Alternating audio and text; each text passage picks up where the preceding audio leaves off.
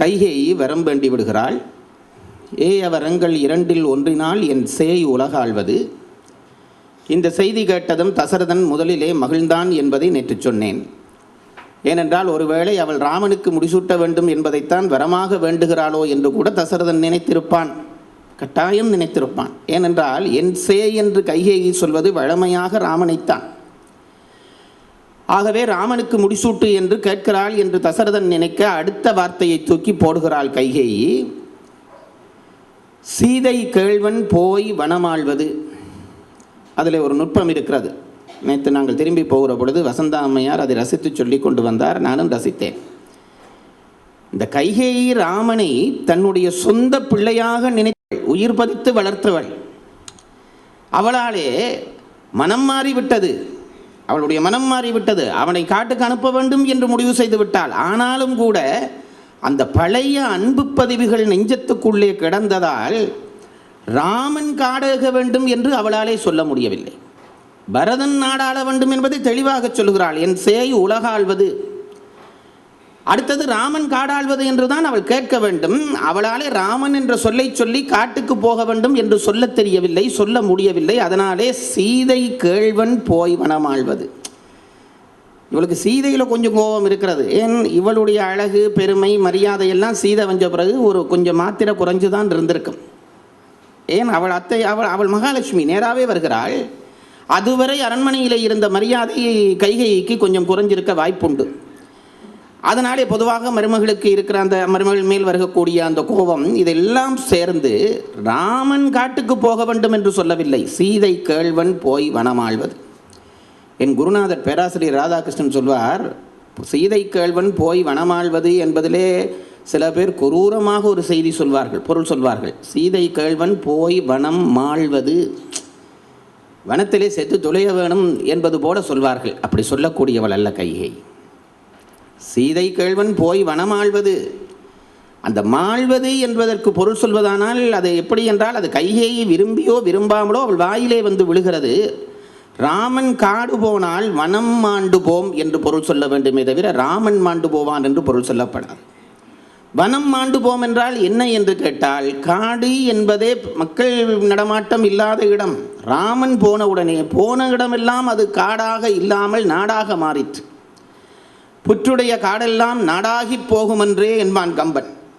ராமன் போக போக அவனை சூழ்ந்து ஒரு கூட்டம் போய்கொண்டே இருந்தது. ஆகவே அவன் போன இடத்திலே காட்டினுடைய இயல்பு மாண்டது. ஆகவே வனம் மாள்வது என்று பொருள் சொல்ல வேண்டுமே தவிர ராமன் மாள்வது என்று பொருள் சொல்லக்கூடாது என்று என் குருநாதர் சொல்வார். இந்த செய்தியெல்லாம் நேற்றைய தினம் பார்த்த செய்திகள். சில நயங்களை மட்டும் இன்று சேர்த்து சொன்னேன். தசரதன் அந்த செய்தி கேட்டதும் மயங்கி விழுகிறான். முச்சற்றார் போல் கிடந்தான் என்றான் கம்பன். தமிழில் பிள்ளை மூச்சற்றார் போல் கிடந்தான்னு போட வேணும், முச்சற்றார் போல் கிடந்தான் என்றான் கம்பன். என்ன அர்த்தம்? ஒரு பேராசிரியர் பேசுகிற பொழுது சொன்னார், மூச்சு குறைஞ்சு போச்சு முச்சாயிட்டுது என்றார். பாட்டிலே வரவுற பொழுது எதுகைக்காக மூச்சை முச்சுண்டு போடுறான் கம்பன். அதுக்கு நயம் சொல்லுகிறார்கள், மூச்சு நீளமாக விட்டான் மூச்சு, இப்போ இது சொன்னோன்னே மூச்சு குறைஞ்சு போச்சு, மூச்சு முச்சாயிட்டது, கம்பனும் அதை மூணாவா போட்டுட்டான் என்றார்கள். இப்பொழுது விழுந்து கிடக்கிற தசரதன் மெல்ல நிமிர்கிறான்.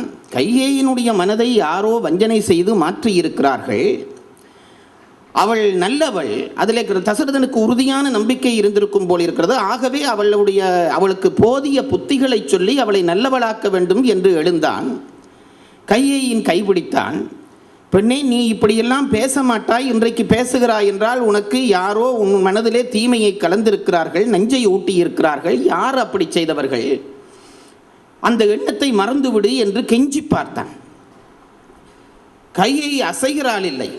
அவள் சொன்னால், என்னை யாரும் மாற்றவில்லை, யாரும் மாற்றவும் முடியாது, நானாக கேட்கிறேன், நான் கேட்ட வரத்தை தரப்போகிறீர்களா இல்லையா?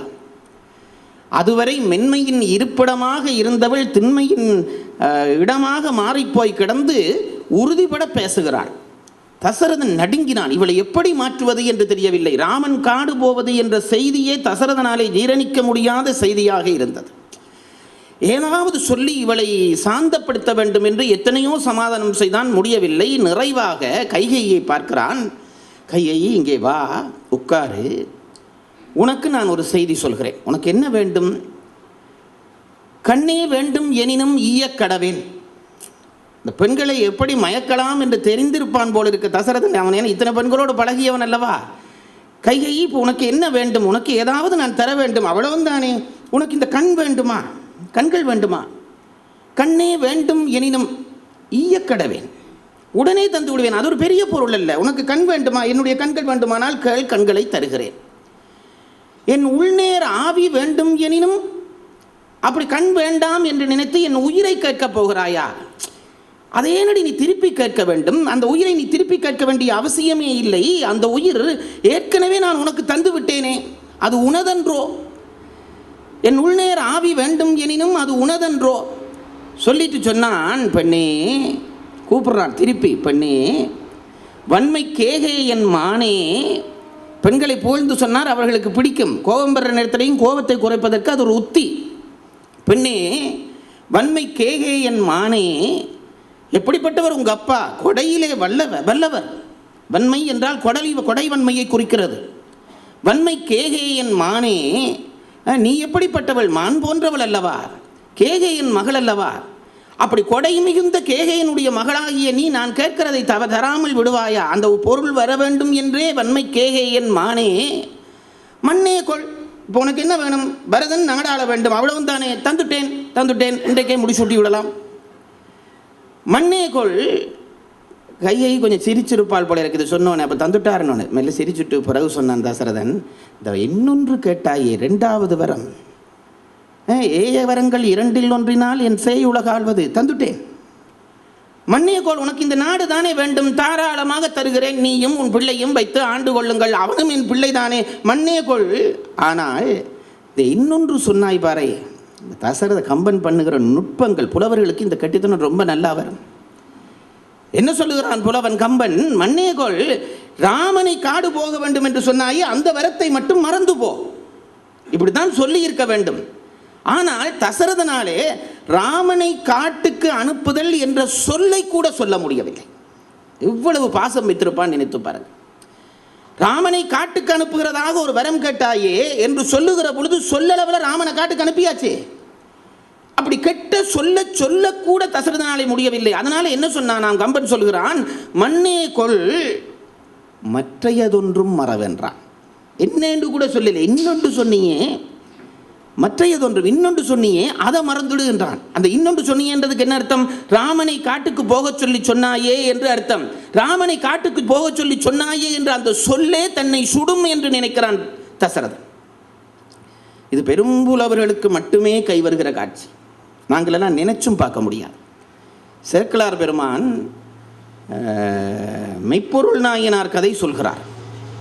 மெய்ப்பொருள் நாயனார் விபூதியை சிவ அடையாளமாக கொண்டு விபூதி பூசிய அத்தனை பேரும் சிவனடியார் என்று நினைத்து வாழ்ந்தவர் மெய்ப்பொருள் நாயனார். ஒரு ராசா. இவரை போராடி வெல்ல வேணும் என்று முத்தநாதன் என்கின்ற ஒரு எதிரி பலதரம் போராடி பார்க்கிறான். ஒவ்வொரு தரமும் முத்தநாதன் தோற்று போய்விடுகிறான். எப்படி இவரை கொல்லலாம் என்று வஞ்சனையாக திட்டம் போடுகிறான். சிவனடியார் வேஷம் போட்டால் அவரை மயக்கி கொன்று விடலாம், ஏமாற்றி கொண்டு விடலாம் என்று தீர்மானித்து சிவனடியார் போல வேஷம் போடுகிறான். இந்த சாமியார் வேஷத்தை கெடுக்கிற வேலையை அந்த நாள் தொடக்கம் பல பேர் செய்திருக்கிறார்கள். அதனால் சாமியார் வேஷத்தோடு போகிறவனே எல்லாரையும் கொஞ்சம் சந்தேகமாக தான் பார்க்குறார்கள். சாமியார் வேஷம் போட்டுக்கொண்டு நேராக உள்ளே போனான். விபூதி பூசியவர்களை தடுக்கக்கூடாது என்று அந்த அரண்மனையிலே சட்டம் போட்டிருந்தான் மெய்ப்பொருள் நாயனார். எல்லா வாசலையும் கடந்து நேராக அரசன் இருக்கக்கூடிய அந்த படுக்கை அறை வரையும் வந்து விட்டான். அது ஒரு நாகரிக குறைவு. ஒரு தீயவனிடம் தான் அந்த என்ன எப்போவும் நான் சொல்கிறேன் பாருங்க, பெட்ரூம் என்று ஒன்று இருந்தால் அதுக்குள்ளே அனுமதி இல்லாமல் போகக்கூடாது. அது சட்டம். ஏனென்றால் அவரவர் சுதந்திரமாக இருக்கிற இடம்.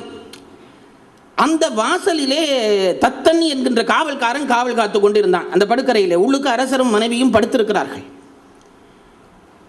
அந்த காவல் காத்தவன் சாமியை தடுத்தான். உள்ளே போகாதீர்கள், அது சக்கரவர்த்தியும் மனைவியும் படுத்திருக்கிறார்கள். இவன் அதை கேட்கையில்லை. இதெல்லாம் ஒரு அடிப்படை நாகரிகம் பாருங்கள். வீடு என்று பெயர் வந்ததே நாங்கள் உலகத்திலிருந்து விடுபட்டிருக்கிற இடம் என்றதால் தான் அந்த பெயர் வந்தது. வீடு என்ற சொல்லுக்கு அதுதான் அர்த்தம். படுவது பாடு, கெடுவது கேடு, விடுவது வீடு. இந்த உலகத்திலே இருந்து, உலகத்துக்குள்ளே சமுதாயத்துக்குள்ளே இருந்து விட்டு நான் கொஞ்சம் சுதந்திரமாக ஓய்வாக இருக்க போகிறேன் என்ற இடத்துக்கு பெயர் தான் வீடு. ஆகவே வீட்டுக்குள்ளே நுழைகிற பொழுது மற்றவர்கள் அந்த வீட்டுக்காரரின் அனுமதி பெற்று நுழைய வேண்டும் என்பது நாகரிகம், பண்பாடு. சில பேர் அப்படி செய்கிறார்களே இல்லை. அது என்ன அனுபவம்? யாழ்ப்பாணத்தில் இருக்கிற பொழுது பாத்ரூமில் குளிச்சு கொண்டிருந்தா கதவை தட்டி குளிக்கிறீங்களோன்னு கேட்பான். கதவை தட்டி என்ன குளிக்கிறீங்களோண்டு, குளிக்கிற செம்பாலையே ஒன்று போட்டா என்னன்ற மாதிரி தான் பேர். அடிப்படை நாகரிக குறைவுகள். இது தெரியாதவர்கள் பல பேர் இருக்கிறார்கள். இந்த முத்தநாதன் நாகரிகம் குறைந்தவன். நேராக பெட்ரூமுக்குள்ளே அந்த தத்தனை விலத்தி விட்டு நான் அவனை சந்திக்க வேணும், அரசனை சந்திக்கொண்டு போயிட்டான். ராணியும் ராசாவும் படுத்திருக்கிறார்கள். ஒரு பெண்ணுக்கு எவ்வளவு கூச்சமாக இருந்திருக்கும். துள்ளி எழும்பி இருப்பாள். ராசா அப்பதான் எழும்பினான். இந்த அம்மா எழும்பின சத்தத்தில் ராசா எழும்பிட்டான். எழும்பி பக்கத்தில் பார்த்தான், சுவாமி நிற்கிறார். அவனுக்கு கோபம் வரவில்லை. ஒரு துறவி, ஒரு சிவனடியார் என்னை தேடி வந்திருக்கிறார் என்றால் பெட்ரூம்லையும் வரட்டுமே என்று நினைச்சான். அது அவன் பண்பாட்டினுடைய உச்சம். வந்து விழுந்து வணங்கி, சுவாமி நீங்கள் வந்தது என்ன காரியம், என்ன செய்ய வேண்டும் என்று கேட்டான். இல்லை, யாருக்கும் கிடைக்க முடியாத இறைவனாலே அருளி செய்யப்பட்ட ஒரு ஆகம நூல் கிடைத்திருக்கிறது, அதை உனக்கு உபதேசிக்க வந்தேன். ரொம்ப சந்தோஷம், உபதேசியுங்கள் என்றார். மனைவியை போகச் சொல்லு, காவலனை போகச் சொல்லு என்றான். அது வேற கதை, நீட்டி சொல்லவில்லை. அவர்கள் போய்விட்ட உடனே நீ உட்காரு, நான் சொல்லுகிறேன் என்ற உடனே அவன் ரொம்ப பக்தியா கண்ணை மூடி பணிவா கேட்க இருந்தான். இவன் புத்தகத்துக்குள்ளே கத்தி வச்சிருந்தான். அதாவது ரொம்ப கவனமாக இருக்க வேண்டும். ஆரண்டாலும் எல்லாம் செக் பண்ணி தான் உள்ளுக்கு விட வேண்டும். புத்தகத்துக்குள்ளே கத்தி வைத்திருந்தான். நினைக்க இல்லை. சேக்கிழார் கத்தியை எடுத்து குத்தினான். கத்தியை எடுத்து குத்துகிறான். அப்படி குத்துகிற செய்தியை சேக்கிழார் பெரிய புராணத்திலே பாட வேண்டும். நாங்கள் என்றால் எப்படி எழுதியிருப்போம்? இன்றைய எழுத்தாளர்கள் அல்லது நாங்கள் இன்றைய ஆக்ககர்த்தாக்கள் நாங்கள் எழுதுறா என்ன எழுப்போம்? அந்த குத்துதல் சம்பவத்துக்கு முக்கியத்துவம் பெற வேண்டும் என்பதற்காக மெய்ப்பொருள் நாயனார் பணிந்து வணங்கினார். முத்தநாதன் அந்த அந்த கையிலே இருந்த ஏட்டிலே இருந்த கத்தியை எடுத்து சதக் சதக் என்று குத்தினான். ரத்தம் குபுக் குபுக் என்று பாய்ந்தது. ஏனென்றால் அவனுக்கு மெய்ப்பொருள் நாயனாரை குத்த விருப்பமோ இல்லையோ, எங்களுக்கு விருப்பம். இதுதான் ஒரு பக்திமான் காவியம் செய்வதற்கும் நாங்கள் செய்வதற்கும் உள்ள வித்தியாசம். அவர் என்ன எழுதுகிறார்? கைத்தளத்திருந்த வஞ்சக் கவளிகை மடிமேல் வைத்து புத்தகம் அவிழ்ப்பான் போன்று புரிந்து அவர் வணங்கும் போது பத்திரம் வாங்கி குத்தினார் என்று எழுத வேணும். அவன் என்ன சொன்னார்? தான் முன் நினைத்த அப்பரிசே செய்ய என்று எழுதினார். தான் முன் நினைத்த, குத்தினான் என்று எழுதல, அவன் நினைச்சதை செய்துட்டான் எழுதினார். ஏனென்றால் சேக்கிழாருக்கு ஒரு சிவனடியாரை கத்தியால் குத்தினான் என்று சொல்ல எழுத முடியவில்லை. இதுதான் அன்பினுடைய உச்ச வெளிப்பாடு. தசரதனுக்கு அதான் நடந்தது. திருக்குறள் காமத்துப்பாலில் ஒரு தலைவன் தலைவியோடு போக நினைக்கிறான். அவர்களுடைய காதல் ஊர் முழுவதும் தெரிந்து விட்டது. அலர் பேசிட்டு இந்த தோழி வந்து தலைவனுக்கு சொன்னால், இனி அவள் இங்கே இருக்க முடியாது, அவளுக்கு வேறு கல்யாணங்கள் பேச ஆரம்பித்து விட்டார்கள், வரைவு கடாவ தொடங்கி விட்டார்கள், ஆகவே அவளை அழைத்து கொண்டு நீ உடன்போக்கு செல்லுன்றான், கூட்டிக்கொண்டு ஓடிடுன்றான். அவன் சொன்னான், அடி பைத்தியக்காரி, இந்த தலைவியோடு பழகி இவ்வளவு நாள் பழகியும் உனக்கு இந்த தலைவியினுடைய இயல்பு தெரியவில்லையே, அவளை நான் எப்படி கூட்டிக் கொண்டு ஓடுவேன் என்றான். இவன், ஏன் காதலிக்க மட்டும் தெரியும், கூட்டிக் கொண்டு போக தெரியாதோ என்றாள் இவள். அவன் சொன்னான், பைத்தியக்காரி, அனிச்சம் பூவும் அன்னத்தின் தூபியும் மாதர் அடிக்கி நெருஞ்சி பழம் என்றார். திருக்குறள், காமத்துப்பால் திருக்குறள். என்ன சொல்கிறார்? இந்த தலைவன் சொல்லுகிறான் தலைவியை பார்த்து, அவளை கூட்டிகிட்டு போக சொல்லு. ஏர் வீதியில் நடத்தி கூட்டிக் கொண்டு போகக்கூடிய பொம்பளையா அவள்? அவள் எவ்வளவு மென்மையானவள் என்றால், இந்த அனிச்சம் பூ என்று ஒரு பூ ஒரு காலத்திலே இருந்தது. இப்போ இருக்கிறதா தெரியவில்லை, எப்படி இருக்கும்? இப்போ மென்மைக்கு அடையாளம் அந்த பூ தான். திருவள்ளுவர் விருந்தினர்களை பற்றி சொல்லுகிற பொழுது மோப்பக்குலையும் அனிச்சம் என்கிறார். அந்த பூ அழகா இருக்குன்னு இப்படி மணந்து பார்த்தா அந்த மூச்சு சூட்டுக்கு வாடி போமாம், அவ்வளவு மென்மையான பூ. அந்த அனிச்சம் பூவை இந்த தலைவன் சொல்றான், அவ்வளவு மென்மையான அந்த அனிச்சம் பூவும் அன்னத்தின் தூவி, இந்த அன்னப்பட்சிகளுடைய மெல்லிய செட்டை, அது இப்படி செட்டை அடிக்க விழுமா, அதெல்லாம் சேர்த்துத்தான் அந்த காலத்தில் தலானிக்கு மெத்தைக்கு பஞ்சு மாதிரி வைக்கிறது, அதை சேர்த்து அதை அப்படி செய்கிற பஞ்சு மெத்தை ரொம்ப உயர்ந்த மெத்தை. ஹம்ச தூளிகா மஞ்சம் என்று அதுக்கு பெயர். ஹம்சம் என்றால் அன்னம் என்ற அர்த்தம். அது தானா விட வேணும், புடுங்கப்படாது. சில பேர் அதை தெரிஞ்சோன்னு எல்லாம் புடுங்கி அடைச்சிருவான். அந்த கட்டில் படுத்து பிறந்தா அப்படி புடுங்குறவன் தான் பிறப்பான் வந்து. அவ்வளவு மென்மைப்பட்ட அந்த அன்னத்தினுடைய தூவி, பஞ்சுமெத்தையாக பயன்படுத்தக்கூடிய அந்த அன்னத்தினுடைய தூவியும் அனிச்சம்பூவும் என்னுடைய காதலியனுடைய காலுக்கு அதை மிதிச்சாலே நெறிஞ்சு முள்ளு குத்தின மாதிரி இருக்குமே, இவ்வளோ கூட்டிக் கொண்டு போய் ஓட சொல்றியேடின்றான். இதில் என்ன நான் சொல்ல வந்தேன்டா, திருவள்ளுவன் காதலனுடைய மனநிலை தெரிந்து இந்த குறளை அமைச்சிருக்கிறான். என்ன சொல்றான் பாருங்க, அனிச்சம்பூவும் அன்னத்தின் தூவியும் மாதர் அடுக்கி நெருஞ்சி முள் என்று சொல்லி இருக்க வேணும். அந்த தலைவன் முள் என்று சொல்லலை, நெருஞ்சி பழம் என்றான். உங்களுக்கு நெருஞ்சி முள் தெரியுமில்லை, எல்லாருக்கும் தெரியுமில்லை. நெருஞ்சி முள் அந்த ஒரு அப்படியே அந்த முழுவதும் முள்ளாக இருக்கும், காலை வச்சா எல்லா பக்கத்தாலும் குத்தும். அதுதான் நெருஞ்சி முள்ளுண்டு பேர். எங்கள் ஊரில் முந்தி திருவிழாண்டா கோயிலை செதுக்கிறது இந்த நெருஞ்சி முள்ளுக்காக.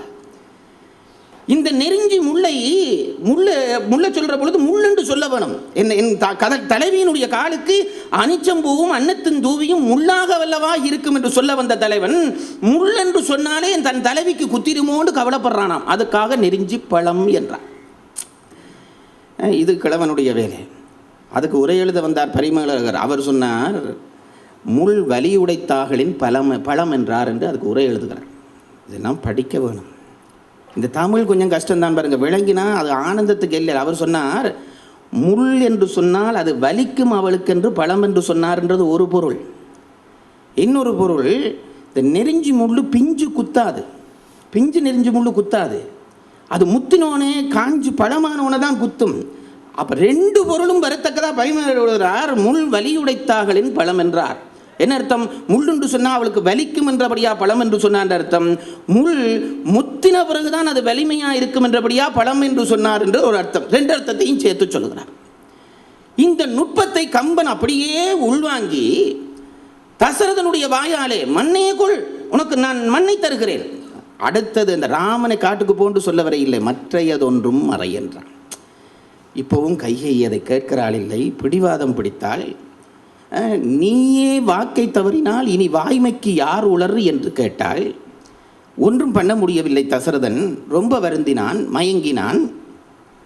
நீ கேட்ட வரம் தருகிறேன் என்று சொல்லி அப்படியே மூர்ச்சையாகி விழுந்தான். நிறைய இடங்கள் உண்டு, நான் கதை சொல்லி முடிக்க வேண்டும் என்பதற்காக வேகமாக போகிறேன். மூர்ச்சையாகி விழுந்தான். கம்பன் சொல்லுகிறான், எவ்வளவு நல்லவள் எவ்வளவு கொடியவளானாள் என்பதற்கு ஒரு சான்று சொல்லுகிறான். புருஷன் மயங்கி விழுந்துட்டான். கைகை டைமை பார்த்தாலாம், இப்போ தான் 1:30 ஆகுது. நினைச்சிட்டு படுக்க இன்னும் கொஞ்சம் நேரம் படுக்கலாம் போல இருக்கே என்று நினைச்சு புருஷனுக்கு தண்ணி கூட தெளிக்கையில் போய் ஆறுதலாக படுத்து நித்திரை கொண்டாள் என்று கம்பன் எழுதுகிறார். காலை விடுகிறது, சேவல் கூவுகிறது. கம்பனுக்கு ஒரு கற்பனை வருகிறது. உங்களுக்கு தெரியும், சேவல் கூவினவர்களை பார்த்தவர்களுக்கு தெரியும், சேவல்களை நிர்வாணமாக பார்த்தவர்களுக்கு தெரியாது. இப்போ ஆடை இல்லாமல் தானே சேவலை பார்க்குறோம், கடையாக தொங்க வச்சிருக்கிறான்.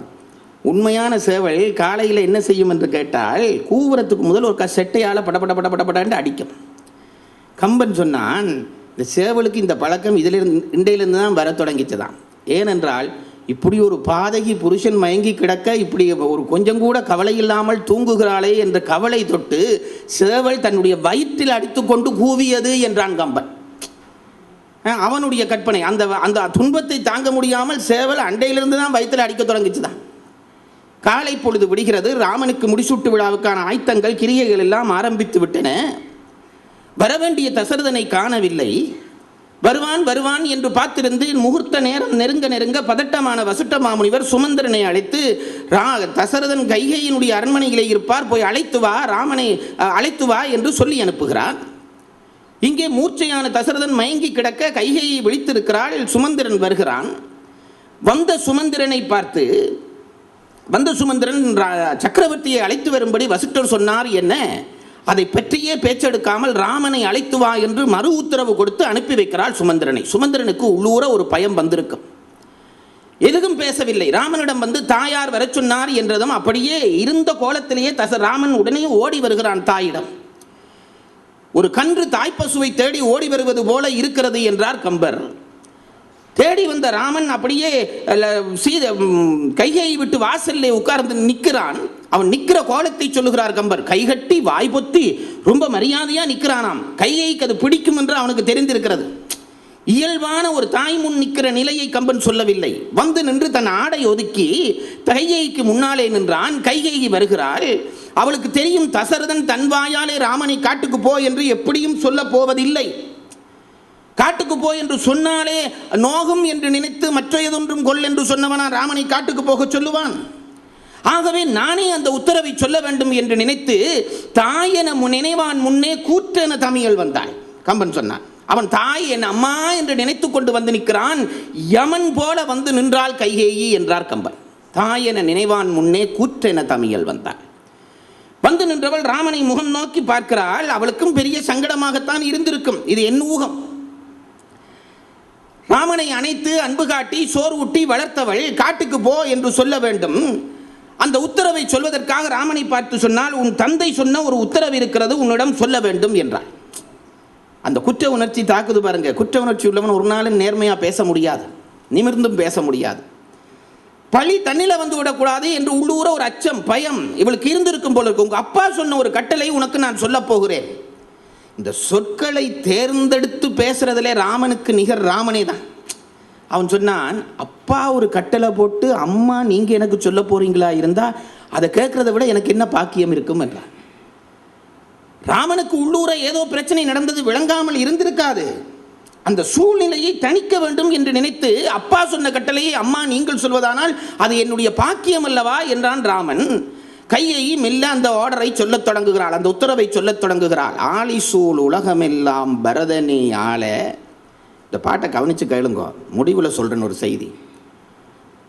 நீ காட்டுக்கு போ, ராமன் பரதன் நாடாள வேண்டும், அவ்வளவு தான் சொல்ல வந்தது. ஆலிசூல் உலகமெல்லாம் பரதனே ஆள. நீ போய் தாளிரு சடைகள் தாங்கி தாங்கரு தவமேற்கொண்டு பூமிவன் காணம் நன்னி புண்ணிய துறைகளாடி 7 ஆண்டில் வா என்று இயம்பினன் அரசன் என்றார். இவ்வளவும் தண்ட ஓடர். அவதான் நினைச்சு பாருங்க. ஆலிசூல் உலகமெல்லாம் பரதனே ஆள. நீ போய் தாளிரு சடைகள் தாங்கி தாங்கரும் தவமேற்கொண்டு பூமிவன் காணம் நன்னி புண்ணிய துறைகளாடி 7 ஆண்டில் வா தான் சொல்லிட்டு எங்கட அம்மாமார் மாதிரி கட்டித்தனமா என்று இயம்பினன் அரசன் என்றான். வீட்டு தாய்மாருக்கு இது ஒரு கட்டித்தனம் உண்டு. ஆர்டர் எல்லாம் அவர்கள்ட்ட இருந்தான் போகும். முடிவில் அப்பா பெயரில் ஒரு முத்திரை குத்துவார்கள். டேய் இந்த வேலையாட அதை செய் இதை செய் ஐயா சொல்லிட்டு போனவர். ஐயா கேட்டுக்கொண்டு முழுசுவார். இப்போ நான் சொன்னால் நித்திரையில் சொல்லியிருப்போம்.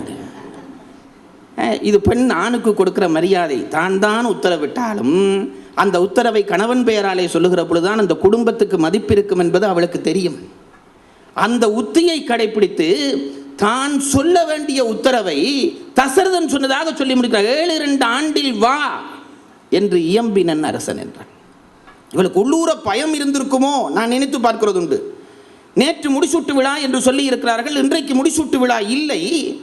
அப்படி சொல்லுகிற பொழுது ராமன் ஒருவேளை கோபித்து, என்னது என்னோடு விளையாடுகிறீர்களா? நேற்று சும்மா இருந்த என்னை அழைத்து முடிசூட்ட சொன்னீர்கள், இன்றைக்கு காட்டுக்கு போக சொல்லுகிறீர்கள், எப்படி சொல்லலாம் என்று தப்பித்தவறி தன்மேல் கோபித்து விடுவாளோ என்று பயம் இருந்த காரணத்தினாலே உங்க அப்பா சொன்னார்ன்னு விட்டார். இதுல கம்பன் பண்ற மன உணர்ச்சிகள் பார்க்க வேணும். பாட்டுக்கு பொருள் எல்லாரும் புத்தகத்தில் பார்த்தலாம், மன உணர்ச்சிகள் இதுக்குள்ளே பதிவு உண்டு. இங்க பாருங்க, இவளாலே பரதன் நாடால நீ காடு போ, இவ்வளவு தானே சொல்ல வந்த ஆர்டர். இப்படி பேச தெரியாது அவளா கைகேயி. தன் மனமே அவளை குத்துகிறபடியால் அவளால் அதை அப்படி டக்குன்னு சொல்ல முடியல. சொல்லுகளை போட்டு போட்டு பிசைகிறாள். நீங்க வாழ்க்கை அனுபவத்தில் யோசிச்சு பாருங்க.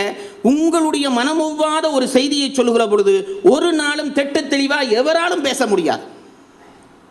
எவராலும் பேச முடியாது. அதான் வாக்குக்கு ஒளி உண்டாக வேண்டுமானால் மனதிலே ஒளி உண்டாக வேண்டும் என்றான் பாரதி. நீ ரொம்ப அழகா பேசி சொல்லுகளை பயிற்று பாட்டுகளை படித்து வச்சு பேசலாம் என்று நினைக்காதே. உள்ளத்துக்குள்ளே ஒளி கொண்டு வா, வாக்கிலே ஒளி வரும். இப்ப இவளுக்கு உள்ளத்துக்குள்ளே நஞ்சு, வார்த்தைகளை சொல்ல தெரியல, டக்குன்னு சொல்ல முடியல, சுத்தி வளைக்கலால். ஆலை சூழ் உலகமெல்லாம் பரதனே ஆள. இப்ப இல்லை எல்லாம் சொல்ல வேணுமா? கடலாலை சூழப்பட்ட உலகத்தை பரதன் ஆள. பரதன் ஆளேண்டி இவளால் சொல்ல முடிய இல்லை. அதனாலே இந்த சுத்தி வளைக்கிறாள். ஆலை சூழ் உலகமெல்லாம் பரதனே ஆள. அதை கூட ஒரு மாதிரி சொல்லிட்டாள். நீ காட்டுக்கு போய் சொல்ல வேணும். இங்க பாருங்க எவ்வளவு இழுக்கிறாள் என்று. நீ போய் தாளிரும் சடைகள் தாங்கி என்ன ட்ரெஸ்ஸோட போகணும்ன்றா. இதெல்லாம் வரத்தில் கேட்டாளா? காட்டுக்கு போன்னு சொல்ல முடியல, அதனால போட்டு சொல்லுகளை போட்டு பிசைகிறாள். நீ போய் தாளிரும் சடைகள் தாங்கி தாங்கரும் தவமேல் கொண்டு பூமி வங்காணின் நன்னி புண்ணிய துறைகளாடி 7 ஆண்டு. இதில் ஒரு நல்ல சுவை, ராமாயணம் படித்தவர்கள் ஆச்சரியப்படுற சுவை. தசரதன் ராமன் காட்டுக்கு போனோன்னு செத்து போனான். இந்த கதை தெரியும், இது ஒன்றும் மர்ம கதை இல்லை, ரகசியமாக வச்சு சொல்கிறதுக்கு. நான் கேட்குறேன், விஸ்வாமித்திரர் ராமனை இதற்கு முன்பு ஒரு தரம் அழைத்து கொண்டு போனாரே காட்டுக்கு, அப்போ ஏன் அவன் சாக இல்லை? ராமனை பிரிஞ்சா சாகிறவன் தான் தசரதனாக இருந்தா அப்பவே அல்லவா செத்திருக்க வேணும். அப்போ சாகையிலேயே இருந்தானே, இப்போ ஏன் செத்தான்? வேறொன்றும் இல்லை. அப்போ ராமன் விஸ்வாமித்திரனோட போகிற பொழுது ராமன் திரும்பி வருவான் என்பது தசரதனுக்கு தெரியும். ஆனால் கைகேயி வரம் கேட்கிற பொழுது ராமன் திரும்பி வருவான் என்ற எண்ணம் தசரதனுக்கு கொடுக்கப்படவில்லை. ரொம்ப அவதானிச்சு பாருங்க.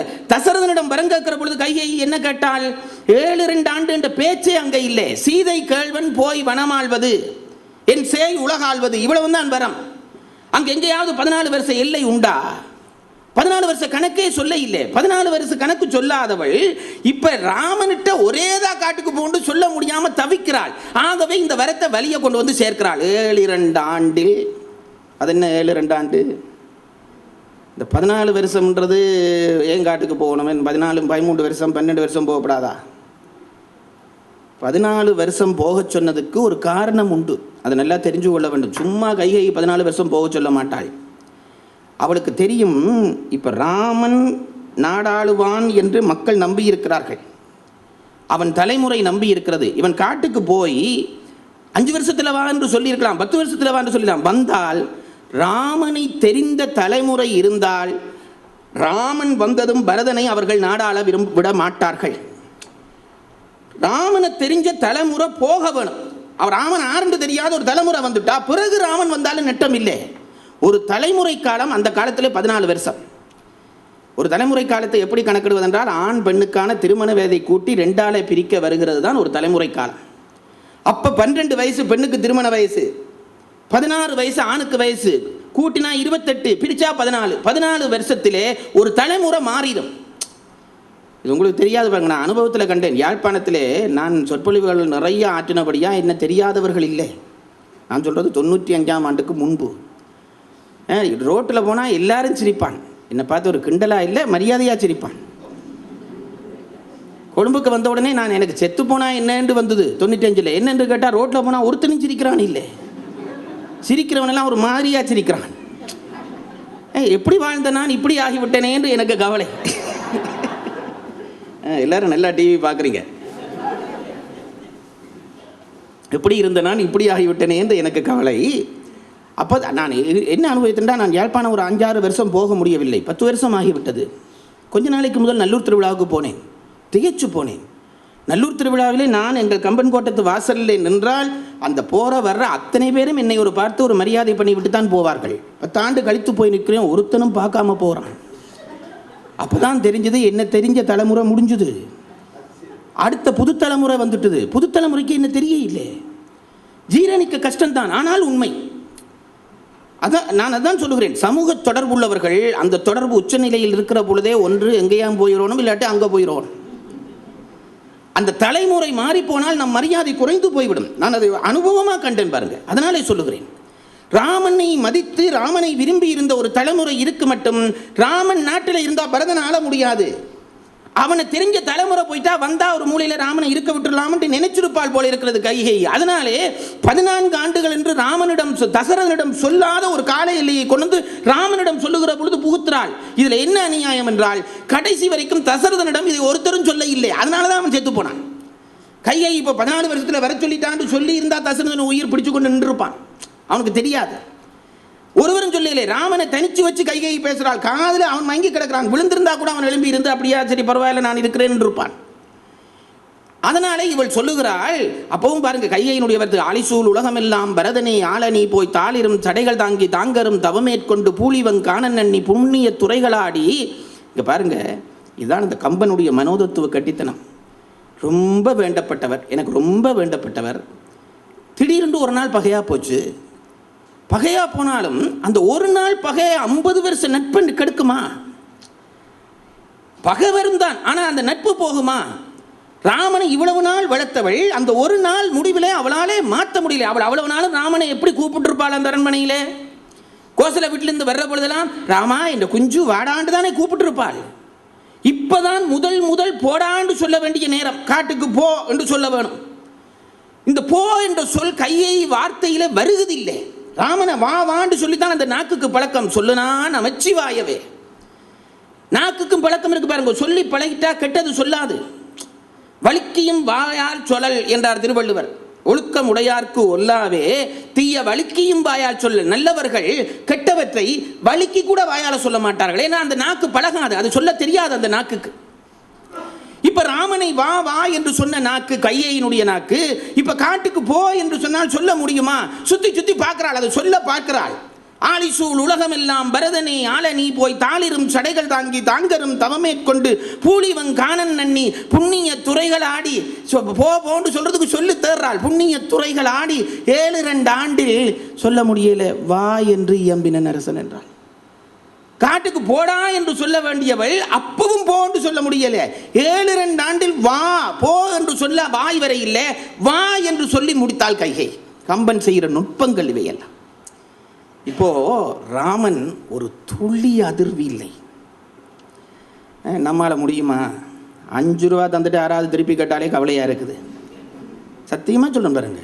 நமக்கு நம்மகிட்ட ஒரு பொருள் என்று நமக்கென்று தந்த பிறகு அதை யாராவது கேட்டால் மனம் நோகிறது. சில நேரத்தில் பெருந்தன்மை கருதி கொடுத்துடுவோம். ஆனால் ஆயுள் காலத்துக்கு அவரை மறக்க மாட்டோம். வடவா தந்துட்டு வாங்கினவன் என்னட்ட அவருக்கு அது நாள் வரைக்கும் அவர்களை வச்சிருந்த மதிப்பு போயிடும். ராமனுக்கு அந்த கவலையே இல்லை. அப்பொழுது அலர்ந்த செந்தாமரையை ஒத்தது என்கிறார் கம்பர். நேற்று பூத்தது காலமா பூத்தது மத்தியானத்துக்கு பிறகு பார்க்க கூட கொஞ்சம் வாட்டம் இருக்கு இல்லை, அப்ப பூத்ததுண்டான் கம்பன்.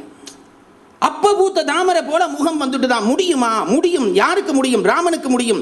ஏன் ராமனுக்கு முடியும் என்று கேட்டால், உனக்கு ஆட்சி என்கிற பொழுது அவன் அதை எப்படி வாங்கினான்? தாதை அப்பரிசு உரை செய்ய தாமரை கண்ணன் காதலுற்றிலன் இகழ்ந்திலன் கடன் இது என்று உணர்ந்து ஏது கொற்றவர் ஏவியது அது செயல் அன்றோ நீதி எட்கும் என நினைந்து அப்பணி தலை நின்றான் என்று சொன்னேனே முதல் பாடல். உனக்கு ஆட்சி என்கிற பொழுது அவனுக்கு சந்தோஷமும் இல்லை கவலையும் இல்லை. ஆட்சி இல்லை என்கிற பொழுதும் சந்தோஷமும் இல்லை கவலையும் இல்லை. ஆட்சி என்கிற பொழுது எவனாவது சந்தோஷப்பட்டால், ஆட்சி இல்லை என்கிற பொழுது கவலைப்பட்டுத்தான் ஆக வேண்டும்.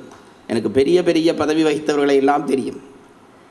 நான் அவர்களை பார்த்திருக்கேன். பதவி என்றதும் மகிழ்ந்து ட்ரீட் கொடுக்க ஆரம்பித்தானோ பதவி போயேக்க அளப்போறான்னு அர்த்தம். நான் பெரிய கல்லூரியில் படித்தவன். பெரும் அறிவாளி அதிபர்கள் அங்கே இருந்தார்கள். அவர்களையே நான் பார்த்து வியந்திருக்கிறேன். அவர்களுடைய ஆளுமையை கண்டு நடுங்கி இருக்கிறேன். அப்படிப்பட்ட அதிபர்கள் ரிட்டையர் பண்ண பிறகு வலிய கல்லூரியை வந்து சுற்றி இருக்கிறார்கள். இருக்கிற பிரின்சிபலுக்கு அது பிடியாது. இவர் வந்தால் பிடிக்கல, அவரை தான் மதிப்பாங்கன்ட்டு அவர் அவளை அலட்சியம் பண்ணவும் வந்து நிற்கிறத நான் கண்ணால் பார்த்துருக்கிறேன். அந்த பதவியில் இருந்த பற்று.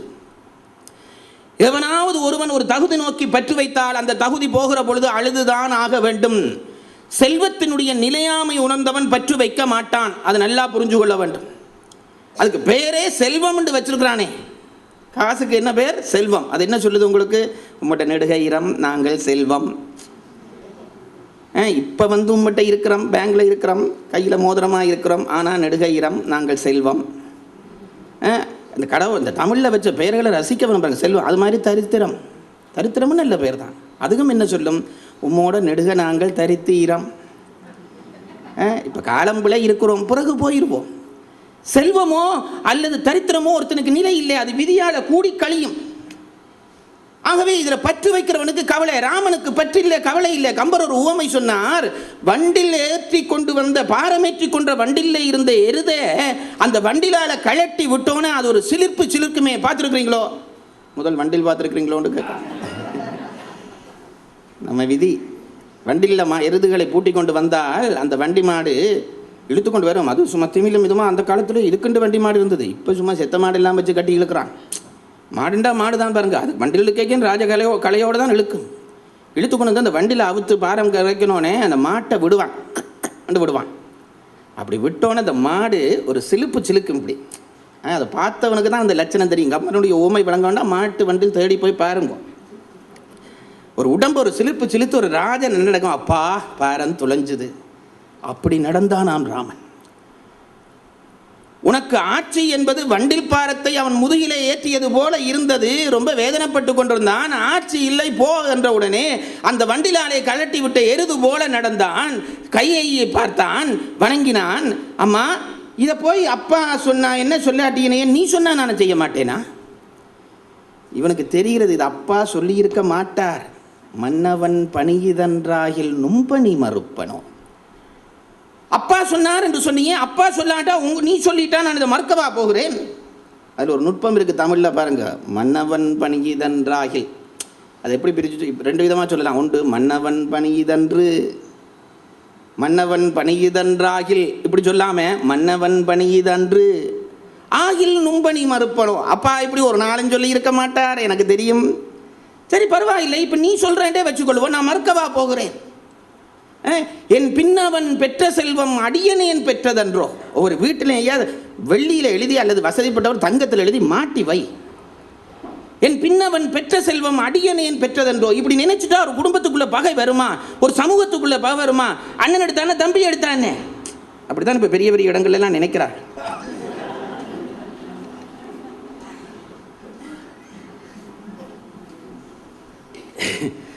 என் பின்னவன் பெற்ற செல்வம் அடியனேன் பெற்றதன்றோ. என்னை நீ உறுதி இப்பால் இப்பணி தலைமையில் கொண்டேன், மின்னொளிர் காணம் இன்றே போகின்றேன். ரொம்ப அவதானிச்சு பார்க்கணும். அவள் என்ன சொல்கிறாள்? அலிசூர் உலகம் எல்லாம் பரதனையால நீ போய் தாளிரும் சடைகள் தாங்கி தாங்கருந்தவன் பூலி வெங்கானம். அவளுக்கு என்ன அபிப்பிராயம் காட்ட பற்றி? கொடுமையான காடு கைகைக்கு. இவன் என்ன சொல்கிறான்? மின்னொளிர் காணம் இன்றே போகிறேன். அடே காட்டுக்கான பூஜை அது எவ்வளோ லட்சணமான காடு, அதுக்கு போது இன்றைக்கே போகிறேன். ராமனுக்கு தெரிகிறது கைகையினுடைய மனப்பயம். என்னை சந்தேகப்பட்டு விட்டாள் அன்னை, அதனால் தான் காடு போக சொல்கிறாள். தசரதன் சொன்னது என்பதெல்லாம் போய். அதனால் அவன் என்ன நினைக்கிறான்? அப்படி பயந்தவர்களுக்கு தொடர்ந்து சிந்திக்கவே சந்தர்ப்பம் கொடுக்கப்படாதுன்னு நினைக்கிறான். நாங்களா இருந்தால் என்ன சொல்லியிருப்போம்? எங்கள்கிட்ட கையை சொல்லியிருந்தா அன்றைக்கு அவ துளைஞ்சா சின்னம்மா குணத்தை காட்டி போட்டி என்று தொடங்கி இருப்போம். அது பேச இல்லை. சரி கொஞ்சம் வளர்ச்சி அடைந்தாங்கடா, சரி காட்டுக்கு போகிறேன்னுவோம். என்ன சொல்லுவோம்? அம்மா நீ ஒன்றும் கவலைப்படாதே, நான் காட்டுக்கு போகிறேன். இன்றைக்கு வியாழக்கிழமை நல்லா இல்லை, நாளைக்கு அட்டவணமி, அங்கால அமாவாசை, ஆனால் அட்டைக்கு அமாவாசை வராது. இப்படி ஏதாவது நாளுகள் சொல்லி இதுகள் சொல்லி இது சரியில்லை, நான் நெக்ஸ்ட் வீக் சண்டே போயிடுறேன். ராமனுக்கு தெரிகிறது இப்படி சொன்னாலே அவள் பயப்படுவாள். இவன் நிற்கிற ஒரு நாளிலேயே புரட்சி வெடிச்சு விடலாம். அம்மா நீ பயப்பட தேவையில்லை, நான் போகிறேன். அதுக்காக தான் அந்த சொல்ல போடுறான், இன்றே போகிறேன். மின்னொளிர் காணம் இன்றே போகிறேன். அம்மா நீ ஒன்றும் கவலைப்படாதே, இன்றைக்கே நான் புறப்பட்டாச்சு. அப்படி 2 அடி வச்சிருப்பான் போல இருக்கு. திரும்பி வந்து சொன்னான், அம்மா நீ யோசிக்காத, இனி ஒருக்கா வந்து உனக்கு நான் டேட்டா சொல்லி போக நேரம் இல்லை, இப்பயே விடையும் கொண்டேன் என்றான். 2ஆம் தரம் சந்திப்புக்கே இடம் இல்லைம்மா, இப்படியே சுக்கே சுத்திக்கிட்டு போறேன்னு விட்டான். ஒருத்தனால முடியுமா?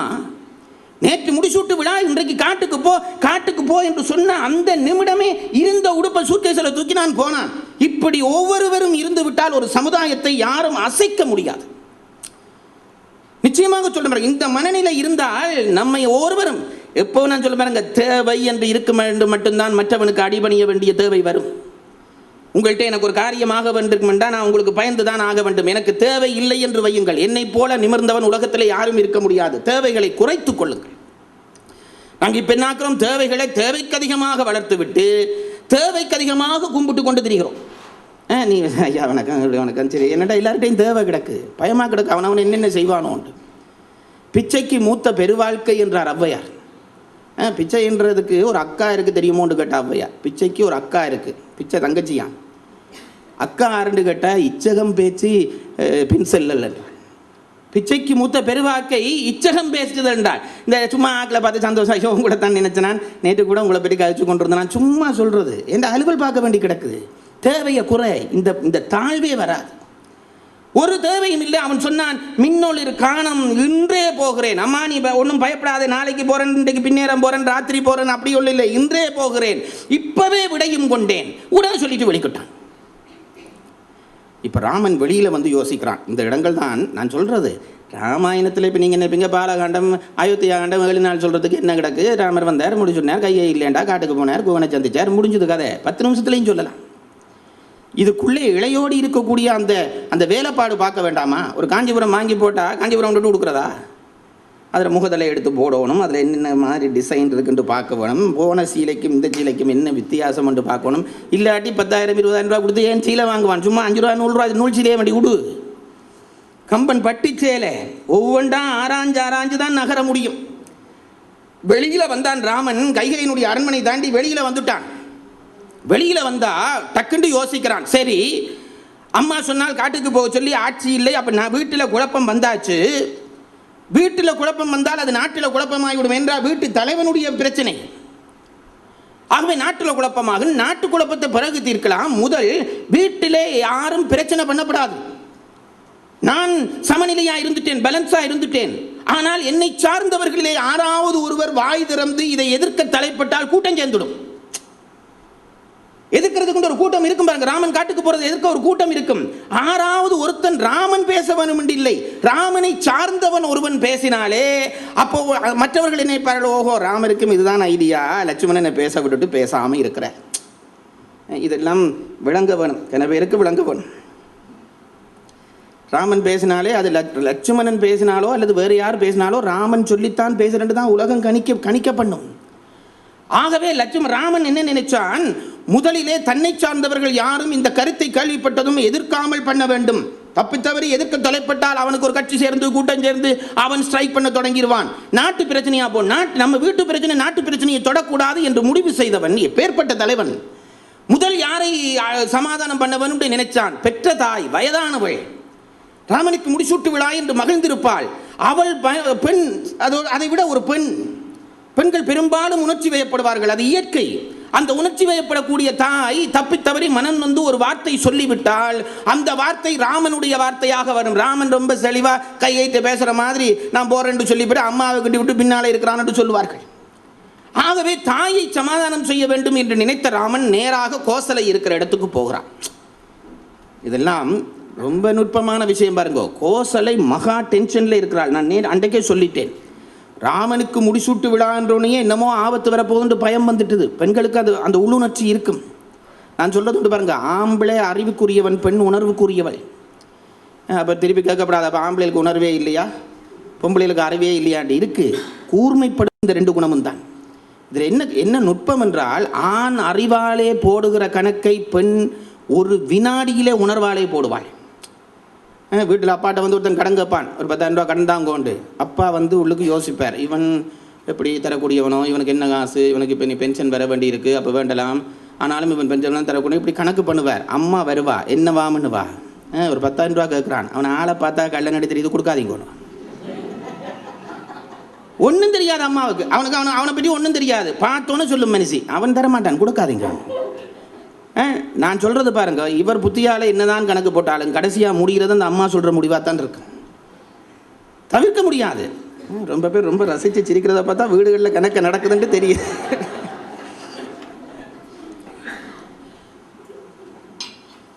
முடிவு பெண் சொல்வது சரியாக இருக்கும். ஏன் சொல்லுகிறேன் என்றால், உணர்வு கூர்மை அவர்களுக்கு அறிவை தாண்டிய உண்மைகளை விளக்கம் செய்யும். அறிவை தாண்டி உண்மைகளை விளக்கம் செய்யும். ஆகவே கோசலைக்கு உள்ளுணர்ச்சி தச்சு ஏதோ ஆபத்து நடக்க போதுன்ற பயம். நான் நினைக்கிறேன் அவள் டென்ஷன்லேயே இருந்திருக்கிறாள். காலையில் எழும்பி குளிச்சிருப்பாள், கட்டில் இருக்கிறதுன்னு நிற்கிறதுமா கிடந்து அந்தரப்படுறாள். ராமனை காணையிலேயே இப்போ முடிசூட்டு விழா முடிஞ்சிருக்கோணுமே, முடிசூட்டு விழா முடிஞ்சா அவன் நேராக என்னட்டு தானே ஓடி வருவான், எங்கே காணையிலே என்று பயத்தோடு இருக்கிற அவளுக்கு முன்னாலே ராமன் வந்தான். இது கம்பன் படைக்கிற எனக்கு ரொம்ப பிடிச்ச இடங்கள்ல இந்த ஒரு இடம். பெரிய கதநுட்பம் ஒன்றும் கிடையாது, மனித உணர்ச்சிகளை நான் ரசித்து படித்த இடம் இந்த இடம். எப்படி வருகிறான் ராமன், குலைக்கின்ற கவரியின்றி கொற்றவன் குடையுமின்றி. இப்போ அவன் எப்படி வர வேணும், இப்போ முடிச்சு விட்டு விழா முடிஞ்சிருக்கணும், டைம் ஆயிட்டுது. அப்போ அவன் எப்படி வந்திருக்கணும், 2 பேர் கவரி வீச, ராசாவாயிட்டா அதுக்குரிய மரியாதை இருக்குது. அந்த மரியாதை கவரி வீச ஒருத்தர் குடை பிடிக்க தான் ராமன் வர வேணும்.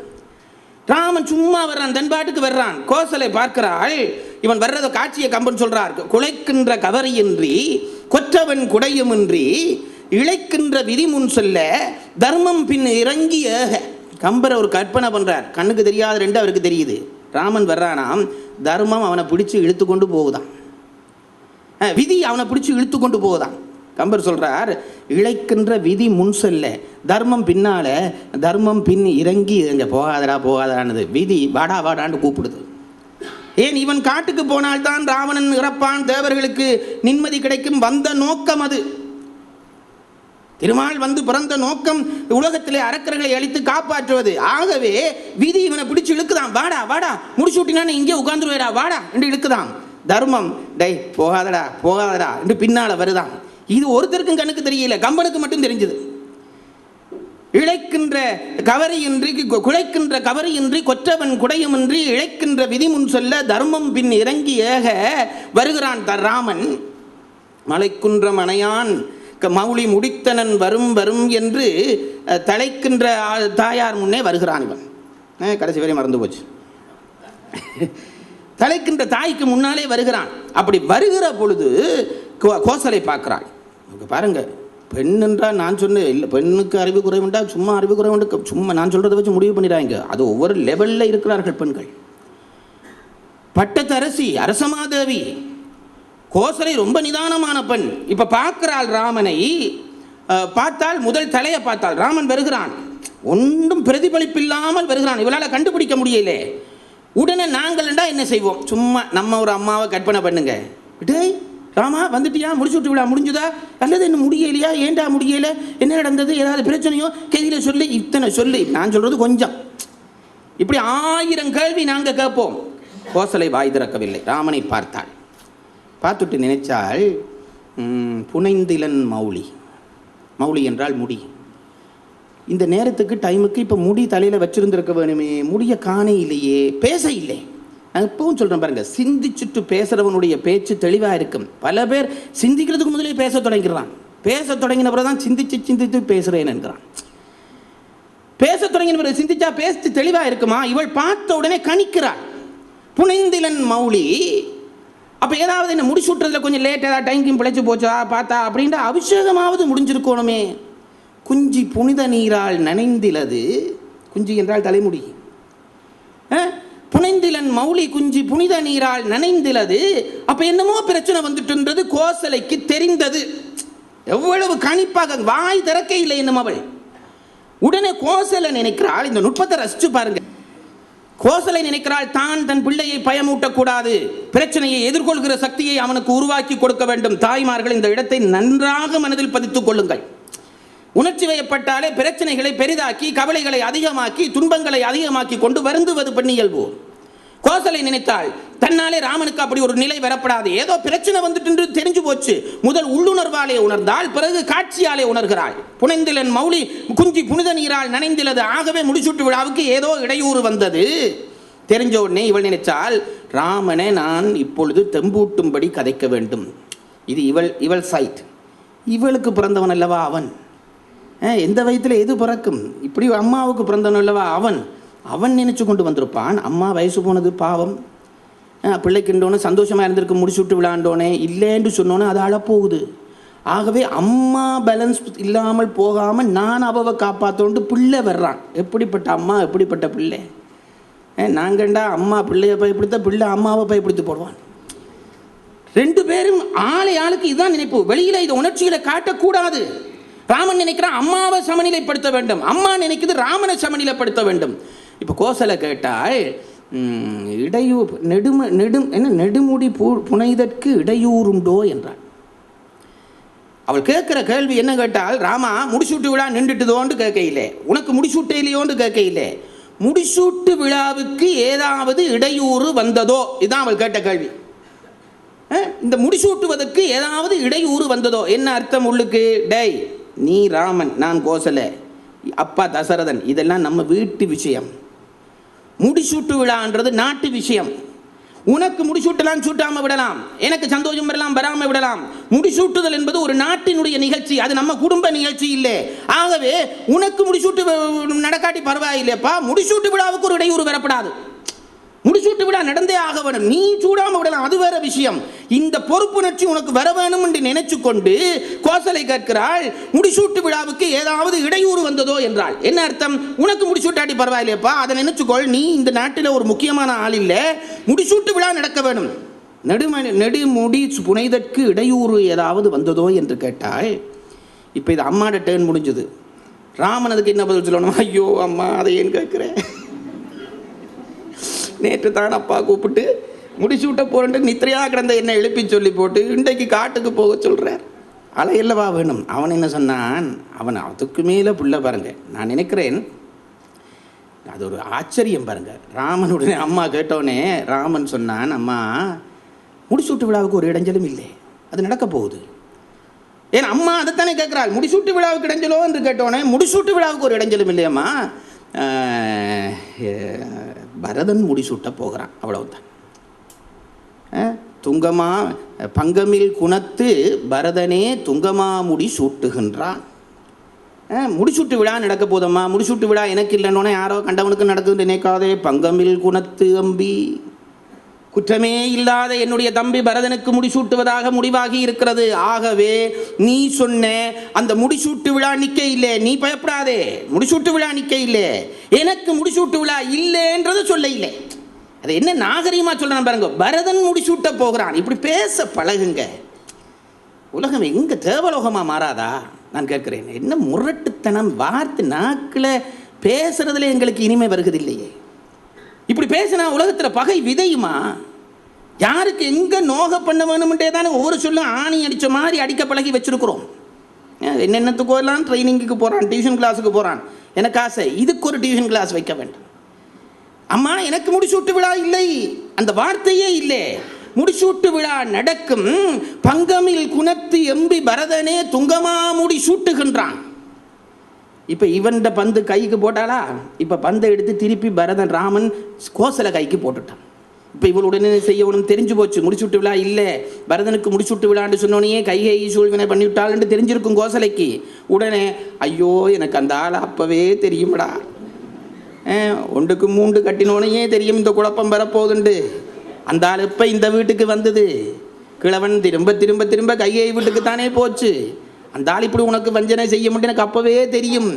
நம்ம கோசலை மாறண்டா இதுக்கு மேலே போயிருப்பார்கள், அவனை கொல்ல வேணும்னு போயிருப்பாங்க. கோசலை சொன்னால் இவன் சொன்னோனே அதை உள்வாங்கி ஜீரணிக்கிறாள் கொஞ்ச நேரம். அப்படியா அப்படியா என்ன சொன்னாய், பரதன் முடி சுட்டுகிறானா யோசிச்சுட்டு சொன்னாள். ராமனை பார்த்து சொன்னாள், முறைமை என்று ஒன்று உள்ளது. பிரச்சனை ஒன்றும் இல்லைடா ராமா, ஒரே ஒரு பிரச்சனை இருக்குது. இந்த சூரிய வம்சத்தில் மூத்தவனுக்கு தான் முடிசூட்டு விழாண்டு ஒரு மரபு வச்சிருக்கிறார்கள், மற்றபடி எனக்கு பிரச்சனை ஒன்றும் கிடையாது. முறைமை என்று ஒன்று உள்ளது, அதை மட்டும் நாங்கள் விட்டுடுவோம் வை. மும்மையின் நிறை குணத்தவன் நின்னினும் நல்ல நாள். பரதனுக்கு முடிச்சுட்டு விடா, டே உன்னை விட 3 மடங்கு அவன் பெட்டர்டா, அவனுக்கு கூட ஆட்சியே. நான் நினைக்கிறேன், நான் இப்படி தான் சொல்கிறது, நான் நினைக்கிறேன் ராமன் ஒருக்கா கொளரை இப்படி தூக்கி விட்டுருப்பான். இப்படி ஒரு அம்மாவுக்கு நான் பிறந்தனேன் இப்படி தூக்கி விட்டுருப்பான். வேறு எந்த அம்மாவாவது இப்படி சொல்வாளா, எனக்கு ஆட்சி இல்லையம்மா பரதன் சொன்னோன்னு முறைமை என்று ஒன்று உள்ளது, மும்மையின் நிறை குணத்தவன் நின்னினும் நல்ல நாள். சூட்டட்டும்டா, அதுக்கு என்ன தம்பிக்கு அரசை ஈந்து நீ மகிழ்ச்சியாக இரு என்றால் கோசலை. இதெல்லாம் பெரிய கட்டுத்தனம் பாருங்க. அம்மாவுக்கும் பிள்ளைக்கும் இடையில் பெருந்தன்மையில் போட்டி நடக்குது, எங்களுக்கு சின்னத்தன்மையில் போட்டி நடக்கும். நான் பகடியாக சொல்கிறது உண்டு. ஒரு வீட்டில் அப்பாவுக்கு ஹார்ட் அட்டாக் திடீரென்று வந்துட்டுது. ஹாஸ்பிட்டலில் கொண்டு போய் எல்லாம் விட்டு வீட்டுக்கு அன்றைக்கு தான் கூட்டின்னு வந்திருக்கிறார்கள். பார்த்தால் பேப்பரில் அன்றைக்கு சின்ன படிக்கன்னு ஏதோ தடவி எடுத்து பார்த்தான், அப்பா வாங்கி வச்சிருந்த ஸ்வீப் டிக்கெட்டுக்கு 25 கோடி ரூபா விழுந்துட்டுது. டாக்டர் திரும்ப திரும்ப சொல்லி அனுப்பியிருந்தார், அப்பாவுக்கு சந்தோஷமான செய்தியோ பெரிய சந்தோஷமான செய்தியோ பெரிய துக்கமான செய்தியோ உடனே சொல்லி போடாதீங்கோ உண்டு. இன்னும் இவங்களுக்கு இது பெரிய பதட்டம். 25 கோடியா நினைக்கிறதா, தப்பி வந்த அப்பா நினைக்கிறதான்னுட்டு படிக்கணும் ஓடினான் டாக்டர்கிட்ட. டாக்டர் என்னடா இப்படி பதறி வர்ற, அப்பாவுக்கு ஏதாவது சுகம் ஒன்றும் இல்லை டாக்டர், பெரிய பிரச்சனையாக போச்சுட்டான். என்ன பிரச்சனைன்னு கேட்டான். அப்பா எடுத்த ஸ்வீப் டிக்கெட்டுக்கு 25 கோடி ரூபா விழுந்துட்டுது, இதை சொல்லலாமா சொல்லக்கூடாதான்னு கேட்க வந்தனான்ட்டான். நல்ல காலம்டான்னு இது வரைக்கும் சொல்லையில் தானேன்ட்டார். சொல்லையில் தப்பிட்டேன், இல்லாட்டி அப்பா க்ளோஸ் ஆகியிருப்பார், நீ ஒன்றுக்கும் கவலைப்படாதே. அப்போ இது அப்பாவுக்கு சொல்ல வேணுமே, அவர் கையெழுத்து போட்டால் தானே இந்த காசு எடுக்கலாம். அவன் சொன்னால் டாக்டர் சொன்னால் நீ ஒன்றும் கவலைப்படாத, நான் வர்றேன், அது எப்படி அவரை அந்த சைக்காலஜிக்கலாக தயார் பண்ணி அந்த செய்தியை சொல்கிறேன்ட்டு எனக்கு தான் தெரியும், நான் வர்றேன்னு விட்டார். டாக்டரை கூட்டின்னு வந்தாச்சு. டாக்டர் வந்து இருந்தார். அப்பாவுக்கு சந்தேகம், என்ன திடீர்னு டாக்டர் வர்றாருண்டு. என்ன டாக்டர் திடீர்னு வர்றீங்கன்னு. இல்லை சும்மா ஆப்ரேஷன் முடிஞ்சு போன நீங்கள் உங்களை பார்க்க வந்த நான். இவர் படித்த சைக்காலஜிக்கெல்லாம் ஆபத்து விடுறாராம். பார்த்தவர் நான் சும்மா கொஞ்ச நேரம் பேசிட்டு போவோம்ட்டு வந்து நான்னோடனே அப்பா சும்மா சிரித்தார். ஈவன் டாக்டர் கேட்டார், இப்போ உங்கள்கிட்ட நான் சும்மா ஒரு சந்தேகம் கேட்க போகிறேன்ட்டார். மெல்ல மெல்ல செய்தி சொல்கிறாராம் அவர் படித்த படிப்பின்படி.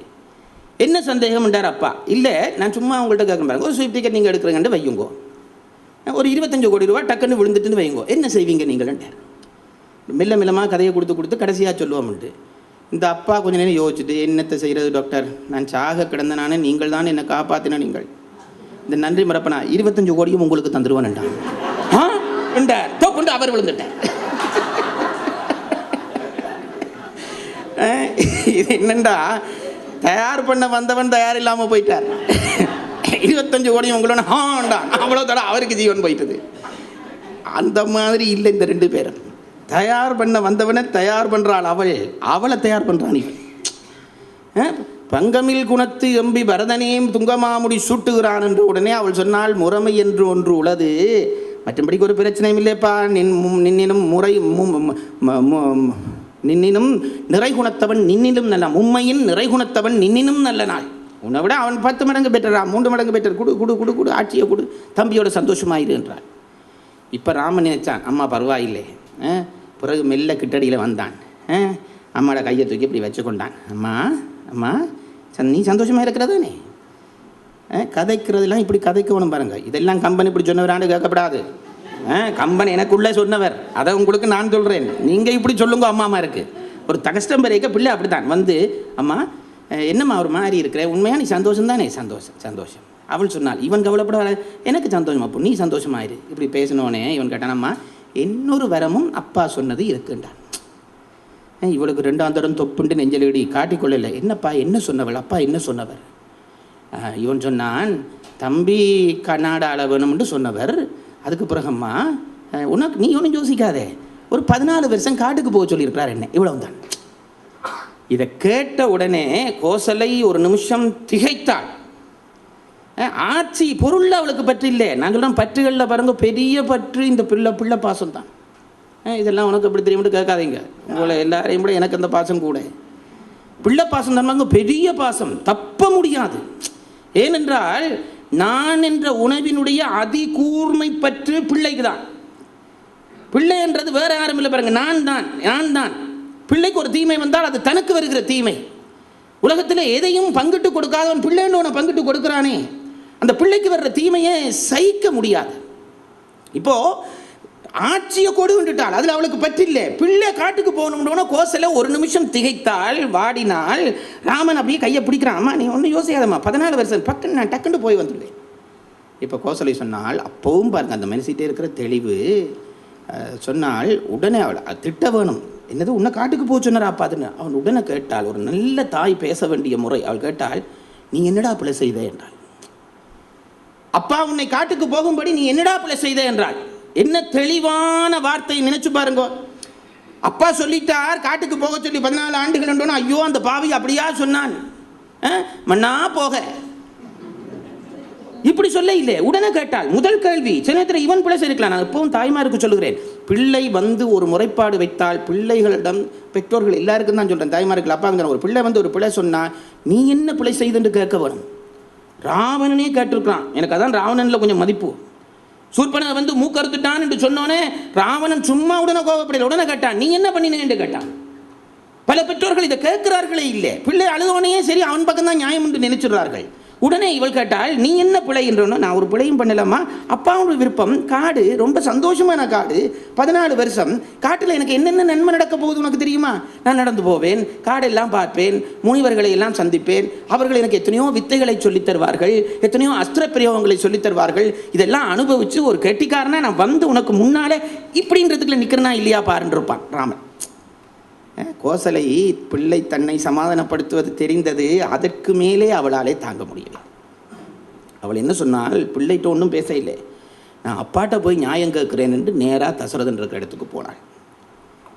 எவ்வளவு நேர்மையான தாய் பாருங்க, ஒன்றும் பேச இல்லை, பிள்ளையை தூண்டிவிட இல்லை. நான் அப்பாட்ட போகிறேன்ட்டு அங்கே போனாள். அங்கே போய் கையினுடைய அரண்மனைக்கே போயிட்டாள்.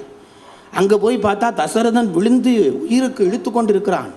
கம்பன் சொன்னான், ராமனுக்காக வாதிட வேண்டும் என்று வந்த கோசலை தசரதனை பார்த்ததும் ராமனை மறந்து இவன் தப்ப வேணுமே என்று நினைத்து விழுந்து அழுதாளாம். அவனை தூக்கி மடியில் போட்டுக்கொண்டு, ஐயோ, ஏனென்றால் தசரதன் அப்பேற்பட்டவன், அவன் இருந்தே அவள் சரியா பார்த்துருக்க மாட்டாள், படுத்திருந்தது பக்கத்தில் படுத்திருக்கிற பொழுதுதான் பார்த்துருப்பாள். அப்படிப்பட்ட தசரதன் நிலத்தில் விழுந்து கிடக்கிறான் என்று பார்த்தோன்னே அவளுக்கு அங்கமெல்லாம் பதறி போச்சு. ஓடி வந்து தூக்கி அணைச்சிருப்பாள், மடியில் வச்சிருப்பாள். சுவாமி உங்களுக்கு என்ன இந்த கதை, ராமனை காட்டுக்கு போகாமல் நிப்பாட்டுங்கோண்டு கேட்க வந்தவள் அந்த வரத்தையே மறந்து போனாள். அதுதான் உயர்ந்த பெண்களுடைய லட்சணம். பிள்ளைக்காக வாதிட வந்தவள் அதை மறந்து போனாள். இவன் தப்ப வேணுமே என்று நினைச்சாள். கெஞ்சி கூத்தாடி என்னென்னமோ எல்லாம் கேட்டு பார்த்தால் அப்போ தான் தசரதன் தனக்கு முன்னே நடந்த ஒரு சம்பவம் சொன்னான். கோசலை, நான் இறக்கப் போகிறேன், அது எனக்கு அப்படி ஒரு சாபம் உண்டு. ராமலட்சுமண பரத சத்ருக்கர்கள் பிறப்பதற்கு முன்பாக பிள்ளை இல்லை என்ற கவலையோடு நான் இருந்தபொழுது ஒரு நாள் காட்டுக்கு வேட்டையாடச் சென்றேன். அப்படி காட்டுக்கு நான் வேட்டையாடி சென்ற பொழுது யானைகள் வந்து பயிர்களை அளிக்கிறது என்று மக்கள் என்னிடம் முறையிட்டதால் போயிருந்தேன். யானைகள் நீர்நிலைகளுக்கு நீரருந்த வரும். அந்த இடத்திலே இருந்தால் யானைகளை வதைப்பது சுகம் என்று நினைத்து ஒரு பற்றைக்கு பின்னாலே, ஒரு புதருக்கு பின்னாலே நான் மறைந்திருந்தேன். அப்படி மறைந்திருந்த பொழுது யானை நீர் குடிக்கிற சத்தம் போல சத்தம் குபு குபு குபு குபு என்று கேட்டது. யானை தான் நீர் குடிக்கிறது. நடுக்காட்டுக்குள்ளே அந்த சத்தம் வருகிற திசை நோக்கி அம்பு விடலாம் என்று அந்த யானையை கண்ணாலேயே பார்க்காமல் சத்தத்தை குறிவைத்து அம்பு எய்தினேன்.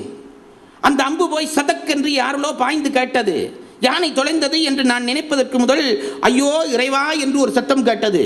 இது என்ன மானுட குரலாய் இருக்கிறதே என்று பதறிப்போய் நான் குளத்தடியிலே வந்து பார்த்தால் ஒரு முனிவர் விழுந்து கிடக்கிறார், குற்றியிரும் குலையுயிருமாக. அவரை மடியிலே தூக்கி வைத்து, சுவாமி, நான் வேண்டும் என்று செய்யவில்லை, யானை என்று நினைத்து அம்பு போட்டேன், உங்கள் மேல் பாய்ந்து விட்டது என்று வருந்தி கதறினேன். தசரதா, உன்னிலே தவறில்லை, என் விதி முடிந்து விட்டது, அதனாலே நான் இறக்கப் போகிறேன். நீ எனக்கு செய்ய வேண்டிய ஒரு கடமை உண்டு. என்ன கடமை என்றால், என்னுடைய தாய் தந்தையர்கள், அவன் ஒரு இளம்பிள்ளை முனிவன், என் தாய் தந்தையர்கள் காட்டுக்குள்ளே கண்ணில்லாதவர்கள் இருக்கிறார்கள், அவர்களுக்கு கண்ணாக இருந்து சேவகம் செய்வதே என் பணி என்று வாழ்ந்து கொண்டிருந்தேன். சற்று நேரத்துக்கு முன்தான் என் தந்தை தண்ணீரை தாகமாக இருக்கிறது, தண்ணீர் கொண்டு வா என்று என்னை கேட்டார். அதற்காக குடத்தை எடுத்து அவசரமாக முங்கினேன். அந்த சத்தம் கேட்டுத்தான் நீ என் மேல் அம்பு விட்டு விட்டாய். ஒரு பிழையும் இல்லை. தாகத்தோடு அப்பா இருப்பார், எனக்கு நடந்தது தெரியாமல் இருப்பார், நான் இறக்கப் போகிறேன். இந்த தண்ணீர் குடத்தை கொண்டு போய் அவர்களிடம் கொடுத்து அவர்கள் தாகம் தீர்ந்த பிறகு உன் பிள்ளை இறந்து போய்விட்டான் என்ற செய்தியை சொல்லிவிடு தசரதா என்று சொல்லிவிட்டு அந்த முனிபுங்கவன் இறந்து போனான். இதை சொல்லுகிறான் தசரதன் கோசலைக்கு. கோசலை, நான் நடுங்கி போனேன் கோசலை. ஆனாலும் அந்த முனிவன் சொன்ன கடைசி வாக்கை காப்பாற்ற வேண்டும் என்பதற்காக நீர்க்குடத்தை கொண்டு போனேன். கண்டில்லாத அந்த தாயும் தந்தையும் என் கால் சத்தத்தை கேட்டே யாரோ வருகிறார்கள் என்று தெரிந்து, மகனே வந்து விட்டாயா, ஏன் இவ்வளவு தாமதமாயிற்று என்று கேட்டார்கள். என்ன வார்த்தை சொல்வதென்று தெரியாமல் அவர்களுக்கு நீரை பருக கொடுத்து விட்டு, உங்கள் பிள்ளை என் அம்பினால் இறந்து போனான், நான் தசரத சக்கரவர்த்தி என்ற செய்தியை சொன்னேன், என்னை மன்னித்துக் கொள்ளுங்கள் என்று கெஞ்சினேன். அப்பொழுது அந்த முனிவர் எனக்கு ஒரு சாபமிட்டார். கோசலை, அந்த சாபத்தை நான் இப்பொழுது சொல்லுகிறேன். தசரதனே, நீ செய்தது தவறில்லை, வேண்டுமென்று செய்யவில்லை, ஆனால் உன் அம்பினாலே ஒரு பிள்ளை இறந்து போய்விட்டான் என்பதை இவ்வளவு சாதாரணமாக சொல்கிறாயே. ஒரு பிள்ளையினுடைய இழப்பு என்பது எத்தனை கொடியது என்று உனக்கு தெரியுமா? ஒரு பிள்ளையினுடைய இழப்பின் கொடுமை உனக்கு தெரியுமா? அது தெரியாதபடியால் தான் இவ்வளவு பேசுகிறாய். இன்றைக்கு நான் உனக்கு சாபமிடுகிறேன். என்றைக்கோ ஒரு நாள் நீயும் புத்திர சோகத்தினால் தான் இறப்பாய், இது நிச்சயம் என்று முனிவர் இறந்து போனார். தசரதன் சொன்னான், கோசலை, இந்த சாபத்தை கேட்டதும் அன்றைக்கு எனக்கு பயம் வரவில்லை, சந்தோஷம் வந்தது என்றான். என்ன சந்தோஷம்? பிள்ளைகள் இல்லை என்ற கவலையிலே இருந்த எனக்கு புத்திரகால் சோகத்தால் நீ சாவாய் என்று சொன்ன போது, முனிவர் சாபமிட்ட பொழுது, இந்த சாபம் நிறைவேறுவதற்காகவாவது எனக்கு பிள்ளைகள் பிறப்பார்கள் தானே என்ற அந்த செய்தி எனக்கு சந்தோஷத்தை தந்தது. அந்த சந்தோஷம் ராமன் என்று பிறந்தானோ அன்று போனது என்றான். இதை சொல்லிவிட்டு, ஆகவே புத்திர சோகத்திலே நான் இறப்பது உறுதி என்று கோசலையை சமாதானம் செய்கிறார். வசிட்டர் வருகிறார். வசிட்டர் கைகேயிக்கு புத்தி சொல்லி பார்க்கிறார். அவள் கேட்கிறார், இல்லை, முனியும் முனிந்தான் என்றான் கம்பன். கோபம் வராத முனிவனுக்கே கோபம் வந்து திட்டி எல்லாம் முடிஞ்சுது. இங்கே இப்போ பழையபடி கேமரா ராமன்கிட்ட போகுது. அடுத்தது யார்கிட்ட போகும்னு நினைச்சான். அவனுக்கு தெரியும், தன்மேல் உயிர் வச்சிருக்கிற தாயை சமாதானம் பண்ணியாச்சு. இனி லட்சுமணன், அவனுக்கு அண்ணனுக்கு ஒரு தீங்கென்றால் தாங்க மாட்டான், அவனிடம் போக வேண்டும் என்று நினைக்கிற பொழுதே அரண்மனை ஒருக்கா அதிர்ந்தது. என்னென்று யோசித்தான். வில்லிலே நான் பூட்டி தட்டி விட்டுட்டான் லட்சுமணன். அந்த அதிர்வு அரண்மனை முழுக்க அதிர்ந்தது. தம்பிக்கு கோபம் வரும் என்று தெரிந்த உடனே நேராக லட்சுமணன்கிட்ட போனான். லட்சுமணன் துள்ளுறான் கிடந்து. என்னது, இந்த செய்தி போய்விட்டது. என்னது, ராமனுக்கு சூட்ட போகிற முடியை பரதனுக்கு சூட்ட போகிறார்களா? நல்ல கதை தான். சிங்க குருளைக்கு விடும் ஊனை நாய்க்கிடுவதோ என்றான் ராமன். லட்சுமணன் அவனுக்கு இந்த கோபத்தில் பரதனை நாயின்று பேச வேணும், அந்த பண்பாடு பேச விடுவதில்லை. உவமையில் அதை சொல்லி போட்டான். ராமனை சிங்கமாக்கி சிங்கக்குருளைக்கு போடுகிற சாப்பாட்டை நாய்க்கு மாறும் வைப்பார்களான்டான். கோபம் தாழாமல் சொல்கிறான். என்ன சொன்னான், ராமன் முடிசூட்டுவதற்கு யார் யார் இடையூறாக இருப்பார்களோ அத்தனை பேரையும் அழிப்பேன் என்றான், அம்மா அப்பாவையும் சேர்த்து. வந்தான் ராமன் டக்குண்டு லட்சுமணனை பார்த்தான். டேய் டேய் டேய் பொறு பொறு, இப்போ ஏன் கோவப்படுற? ராமன்ற பாத்திரத்தை நான் நினைச்சு வைக்க. லட்சுமணன் பிடிச்சான், கையை பிடிச்சான். டேய் கொஞ்சம் பொறு. அவன் கையை உதறிட்டு, நீ சும்மா என்ன, எனக்கு தான் என் கோபம் தெரியும், உனக்கு சூட்டுகிறது முடி சூட்டுகிறது விட்டு பரதனுக்கு சூட்ட போகிறாமே. அந்த இவன் சொன்னான், டேய் இதுக்கு போய் யாரும் கோவிப்பார்களா? ராமனுடைய அழகு பாருங்க, பேசுகிற அழகு. சொன்னான், டேய் நதியின் பிழை என்று நறும்புணலின்மை உனக்கு தெரியுமா? ஒரு ஆற்றுல போகிறோம், கிராமத்துக்கு குளிப்போம், மாணிக்கங்கேலண்டு போகிறோம். மாணிக்கங்கையில் தண்ணி வரை இல்லை, அதனால் அப்படி வராமல் இருக்கிறது. உடனே அதில் நின்று ஆற்றை பார்த்து, டேய் அறிவு கட்ட ஆறே, நான் குளிக்கிறதுக்கு கொழும்புலேருந்து வந்திருக்கிறேன், தண்ணியை கொன்ற இல்லையே, நீ எல்லாம் ஒரு புத்தி உள்ள ஆறா இந்த யாரும் பேசுவானா? அப்படி பேசினா அவன் மடையன் அல்லவா? நதியில் தண்ணி வராவிட்டா அது நதியின் பிழையாடா? எங்கேயோ மழை பெய்யலை, அதனால தண்ணி வர இல்லை. நதியின் பிழை என்று நறும்புலனின்மை, பயந்து நம்மை பிறந்தால் மதியின் பிழை என்று. அம்மா என்ன இந்த ஆட்சிக்கு ஏதோ பிழை வரும் என்ன பயந்து அனுப்புகிறாளே, அவனுடைய புத்திர பிழை என்று நீ நினைக்கிறியா? கையை அப்படியா நம்மோடு இருந்தால்? பயந்து நம்மை பிறந்தால் மதியின் பிழை என்று, மகன் பிழை என்று. பரதனா நமக்கு தீமை செய்வான், பரதனையா நாய் என்று சொல்கிறாய், அவன் ஒரு நாளும் தப்பு செய்ய மாட்டான்டா.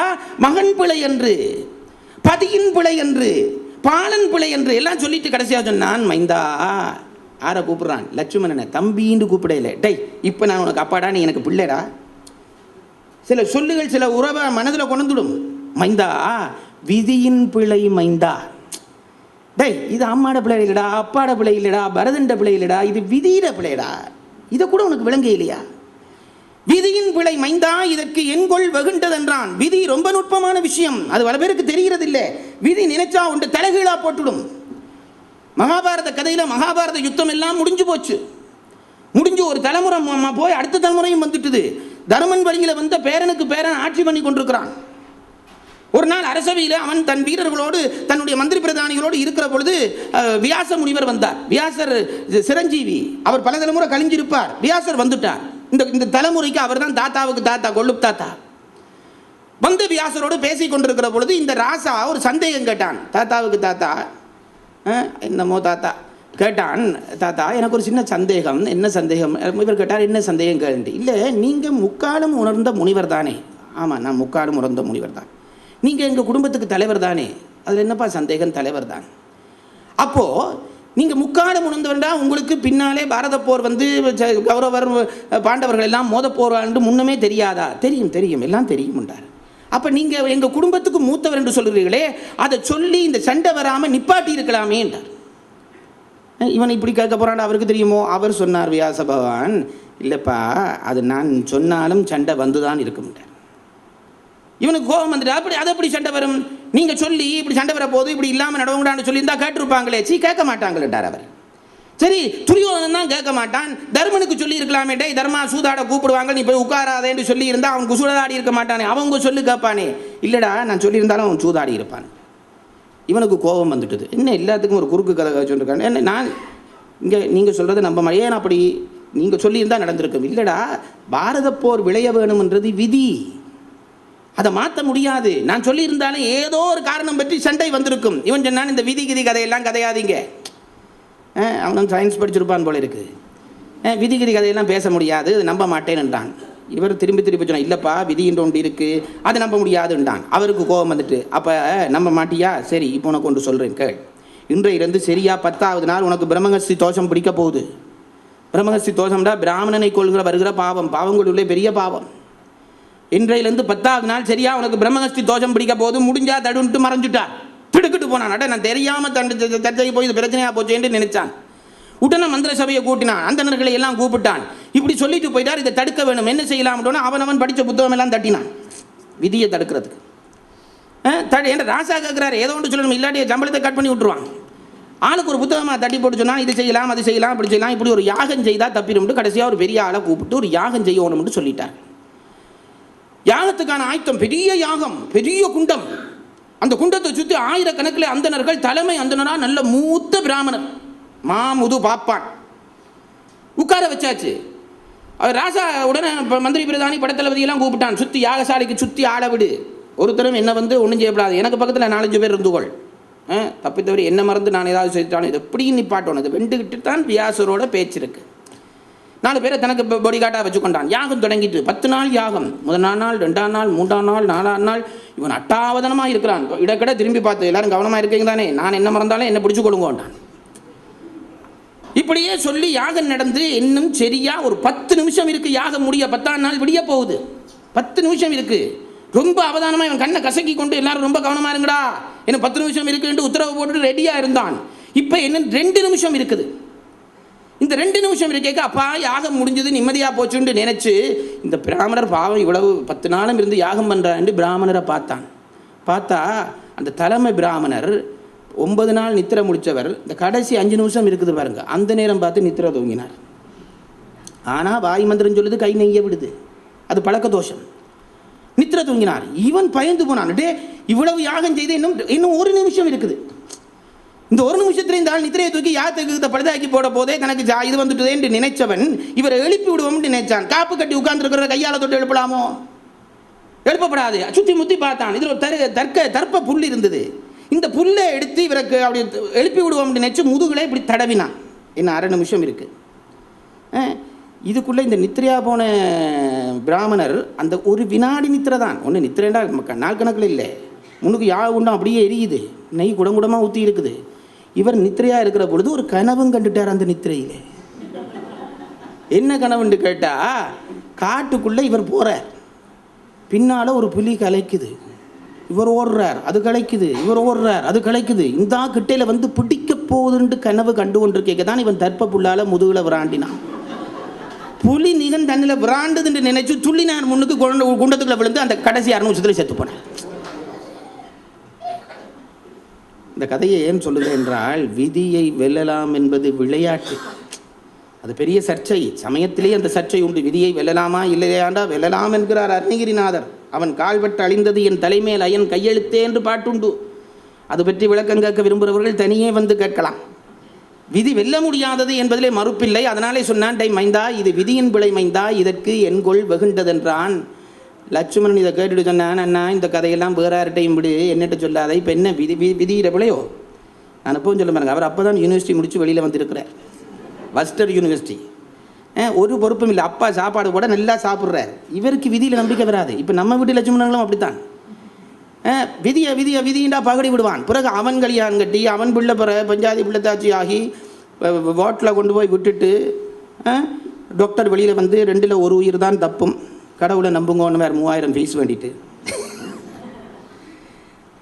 கடவுளை நம்புங்கன்னு இவன் அந்த நேரம் தான் பாருங்க விதியை நம்புவான். அதுக்கு முதல் இத்தனையோ நியாயம் பேசியிருப்பார். அம்மா அப்பாவோட விதியாவது மண்ணாங்கட்டியாவது எல்லாம் பண்ணலாம். டாக்டர் 2 உயிரில் 1 கடவுளே எண்ணுவான். இது இயற்கை. ஏன்? தன் வாழ்க்கை அனுபவம் வந்த பிறகு விதி நம்பிக்கை வரும்.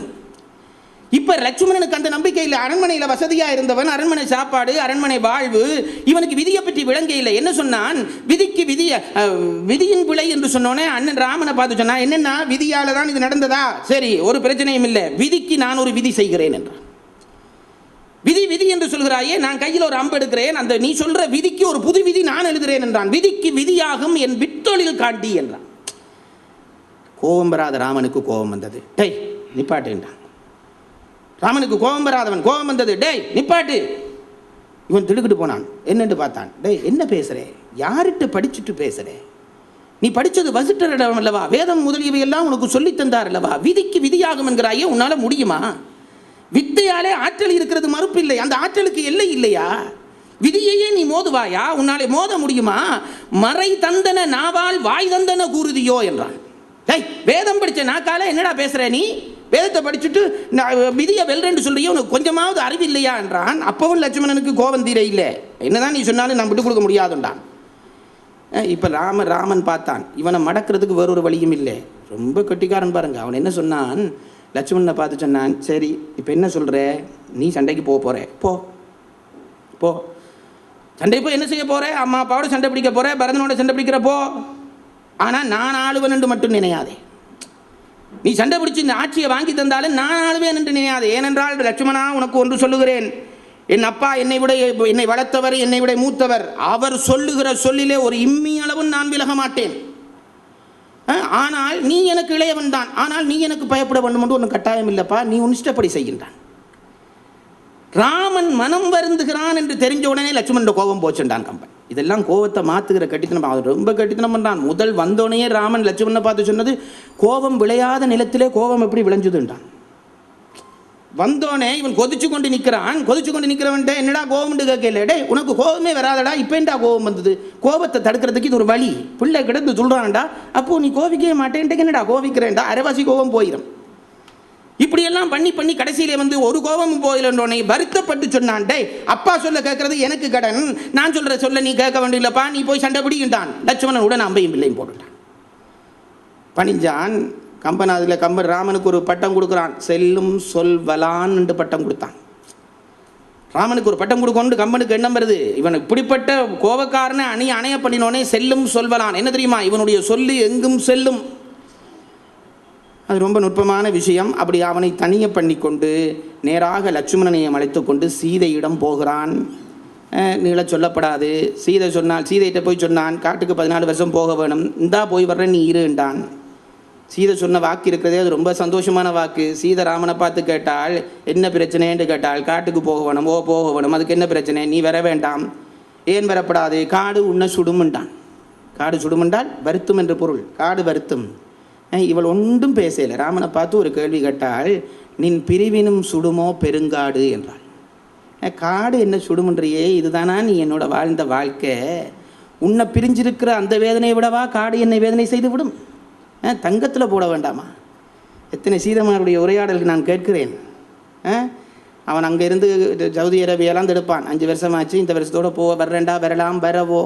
இப்போ என்ன அவசரம்? இங்கே வந்து என்னத்தை கிழிக்க போகிறேன், இன்னொரு 10 வருஷம் இரு, அனுப்பக்கூடியதை அனுப்பு என்ற சீதைகளை நான் கேட்டிருக்கிறேன். அதனாலே எனக்கு சீதை சொன்ன வாக்கிலே ரொம்ப ஆச்சரியம். அவள் என்ன சொன்னாள், டே காட்டுக்கு போக புரியா? டே இல்லை, இது நான் எந்த அபிப்பிராயம். என்னப்பா பேசுகிற, காடு என்ன சுடும் என்று சொல்கிறாயே, நின் பிரிவினும் சுடுமோ பெருங்காடு.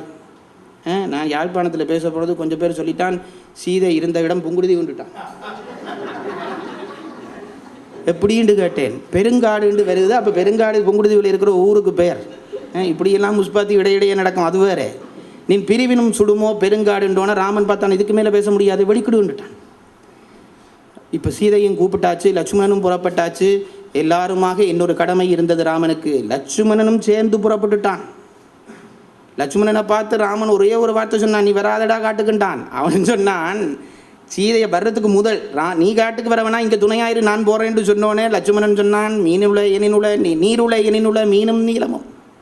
தண்ணி இருந்தால் தாண்டா அதில் தாமரைப்பூவும் மீனும் இருக்கும், தண்ணி இல்லாட்டி தாமரைப்பூவும் மீனும் இருக்குமா?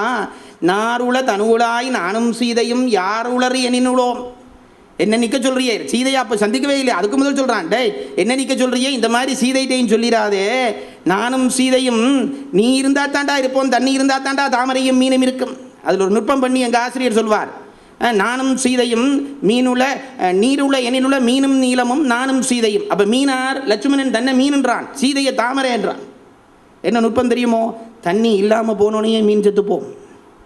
தண்ணி இல்லாமல் போனால் தாமரை வாடி கிழங்குக்குள்ளே ஒளிஞ்சு கிடந்து பிறகு தண்ணியை கண்டோன்னு துளிர்க்கும். நீ இல்லாட்டி நான் உடனே செத்து போவேன். ஆனால் உன்னை பிரிஞ்சாலும் சீதை கொஞ்ச காலம் தவம் இருப்பாள் அசோகவனத்தில், உன்னை கண்டோன துளிர்ப்பாள். இதெல்லாம் மறைமுகமாக சொல்கிறதுக்கு சொன்னான். நாருள்ள தனுவுளாய் நானும் சீதையும் யார் உளர் எனினுள்ளோம். ஆகவே இனி பேச முடியாது. சீதையும் கூப்பிட்டாச்சு, லட்சுமணனையும் கூப்பிட்டாச்சு. லட்சுமணன் தானா புறப்பட்டுட்டான். ராமன் நினைக்கிறான், அந்த அம்மாட்டையும் ஒரு வார்த்தை சொல்ல வல்லவா வேண்டும். சுமித்திரை பெற்றெடுத்த தாய், அவளிடம் சொல்லாமல் விடலாமா என்று நினைத்த ராமன் நேராக சுமித்திரையிடம் வந்தான். ஒரு நிமிஷம், இன்றைக்கு லேட்டாக போகுது, ஒரு நிமிஷம்தான், வேற ஒன்றும் இல்லை. நேராக சுமித்திரையிட்ட வந்தான். அம்மா, அவள் சுமித்திரையிட்ட இவர்கள் வர்றதுக்கு முதல் கதை முழுக்க தெரிஞ்சு போச்சு அவளுக்கு. அவள் ஒன்றும் பேசல, அவள் பாடு பெரிய சங்கடம். என்ன சங்கடம் என்று கேட்டால் அவளுக்கு வாய் திறந்து ஒன்றும் பேச முடியாத நிலை. ராமா காட்டுக்கு போகிறாயாண்டா அங்கே இருக்கிறவன் கதை கட்டி விட்டுருவான். கையைக்கு எதிராக சுமித்திரையும் குரல் கொடுக்குறாள்.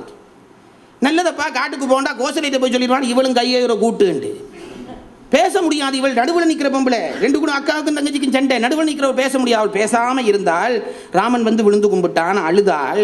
சீதை வந்து விழுந்து கும்பிட்டான், அழுதாள். லட்சுமணன் மெல்ல பதுங்கி பதுங்கி அம்மா தன்னை நிப்பாட்டி போடுவாரான்னு அவனுக்கு பயம். பதுங்கி பதுங்கி பதுங்கி லட்சுமணன் வந்து கும்பிட்டான். கும்பிட்ட உடனே எழும்பினோடனே இங்கே வாடா லட்சுமணான்டாள். லட்சுமணன் வந்தான். உனக்கு ஒன்று சொல்லுகிறேன், வடிவா கேட்டுக்கொள். நிப்பாட்ட போறாளோண்டு இவன் பயந்துட்டான். என்னம்மாண்டு கேட்டான். ஆகாததென்றால் உனக்கு இவ்வயோத்தி, இந்த நாடு விட்டுட்டு போகிறேன்னு உனக்கு கவலை இருக்கிறதா? அந்த கவலை என்றையோடு ஒழிச்சுடு. நான் ஆகாததென்றால் உனக்கு இவ் அயோத்தி மாகாதல் ராமன் நம் மன்னவன். இனி ராசா ஆறுன்னு கேட்டா தசரத சக்கரவர்த்தி இனிமேல் சொல்லாதே, உனக்கு ராசா இனி ராமன் அப்படி நினைச்சு கொண்டு போடா. மாகாதல் ராமன் நம் மன்னவன் வையம் ஈந்தும் போதா உயிர் தாயர் பூங்குழல் சீதை என்றே. அம்மா இனி யாருன்னு கேட்டா சுமித்திர கோசலை இந்த கதையெல்லாம் பேசப்படாது படுவா. மாகாதல் ராமன் நம் மன்னவன் வையம் ஈந்தும் போதா உயிர் தாயர் நம் பூங்குழல் சீதை என்றே ஏகாய். டேய் எழும்பு, இனி ராமன் தான் உனக்கு அப்பா, காடு தான் அயோத்தி, சீதை தான் அம்மா, படிக்கிடு. ஒரு தாய் சொல்லுவாளா தன் பிள்ளையாட, அவனும் அவளுக்கு ஜண்டடா, அவங்க 2 பேரும் அடிபடுறாங்க, நீ ஏண்டா போற வா என்ற குஞ்சு. சுமித்ரா சொல்லியிருந்தா என்ன இருக்கும்? ஏகாய் சொல்லிட்டு அதுக்கப்புறம் ஒரு சொல் சேர்க்கிறான் கம்பன், இனி இவ்வையின் நிற்றலும் மேதம் என்றாள். டேய் நானும் நீ கணக்கு கதைக்கப்படாதா, போடா போடா போடா. ஏன் சுமித்ரையின் லட்சுமணன் கதைச்சா ஏதோ அவளுக்குள்ள கொஞ்சம் மன வருத்தம் போல இருக்குது, அதான் அம்மா ஏதோ காதுகளை கண்ணீரமாக கழிச்சு கொண்டு காண்டு சொல்லுவாங்கடா, நிற்கப்படாதா, இவ்வளோ தாண்டா நான் சொல்ல வந்தது, நீ போடா. ஏகா இனி இவ்வையின் நிற்றலும் ஏதம் என்றால் லட்சுமணனுக்கு சந்தோஷம் அப்படி சிலிர்த்து போனான். டே இப்படி ஒரு அம்மாவுக்கு பிறந்தனே, போக காலை தூக்கி வச்சான். டே இங்கே வாடான்ட்டான், திட்டுக்கிட்டு போனான் தாசன். அப்போ ஒருக்கா சொல்லி போட்டு இப்போ மனம் மாறி போச்சு மனசி, கவலை வந்துட்டு திரும்பி வந்தான். என்னம்மா கூப்பிட்டியா? ஓ கூப்பிட்டு நான் இங்கே வா, உனக்கு ஒன்று சொல்லுகிறேன் கேட்டுக்கொள். ஆகாததென்றால் உனக்கு வனம் அயோத்தி, அது என்ன பாட்டு? பின்னும் பகர்வாள். போனவனை கூப்பிடுறாள், கூப்பிட்டு இங்கே வாடாண்டாள். திரும்பி வந்தான் பயந்து போய், இந்த அம்மா என்ன மனமா என்ன பின்னும் பகர்வாள், மகனே அவன் பின் செல். திருப்பியும் சொல்கிறேன் கவனமாக்கள், அவனுக்கு பின்னால் போ. என்ன நான் சொன்னது விளங்கிச்சா? போவியா? போகிறேன். யாருக்கு பின்னால் போவே? அண்ணனுக்கு பின்னால் போகிறேனம்மா. படுவா இப்படி சொல்லப்படாது, இனிமேல் படுவா இப்படி சொல்லப்படாது. அண்ணனுக்கு பின்னால போறேன்னு சொன்னேன்டா, நீ என்ன அர்த்தம்? தம்பியா போறேன் அர்த்தம். நீ இனி தம்பி இல்லை, அவன் அண்ணன் இல்லை, நீ வேலைக்காரன் நினைச்சு போடா. பின்னும் பகர்வாள் மகனே அவன் பின்சல் அண்ணனும் படிக்கன்றி அடியாளின் நேவல் செய்தி. வேலைக்காரன் மாதிரி போடா. அண்ணன் நினைப்பிருந்தா அவனுக்கு வேலை செய்ய நம்புற அந்த எண்ணோட மறந்துடணும். இனி ராமனுக்கு நீ வேலைக்காரன், அண்ணன் எனும் படிக்கன்ற அடியாளின் நேவல் செய்தி சொல்லி போட்டு ஒரு தாய் சொல்ல முடியாது சொன்னாள். மண்ணும் நகர்க்கே அவர் வந்துடின் வா. 14 வருஷம் முடிஞ்சது, ராமன் காட்டுக்கு வர்றானா? வர்றேன்டா நீயும் வா. ஒரு தாய் நினைச்சு பாருங்க, அழுது இருக்கிறன்னு பாருங்க அந்த படிக்கிற இடத்துல. மண்ணும் நகர்க்கே அவர் வந்துடின் வா அன்றேல்.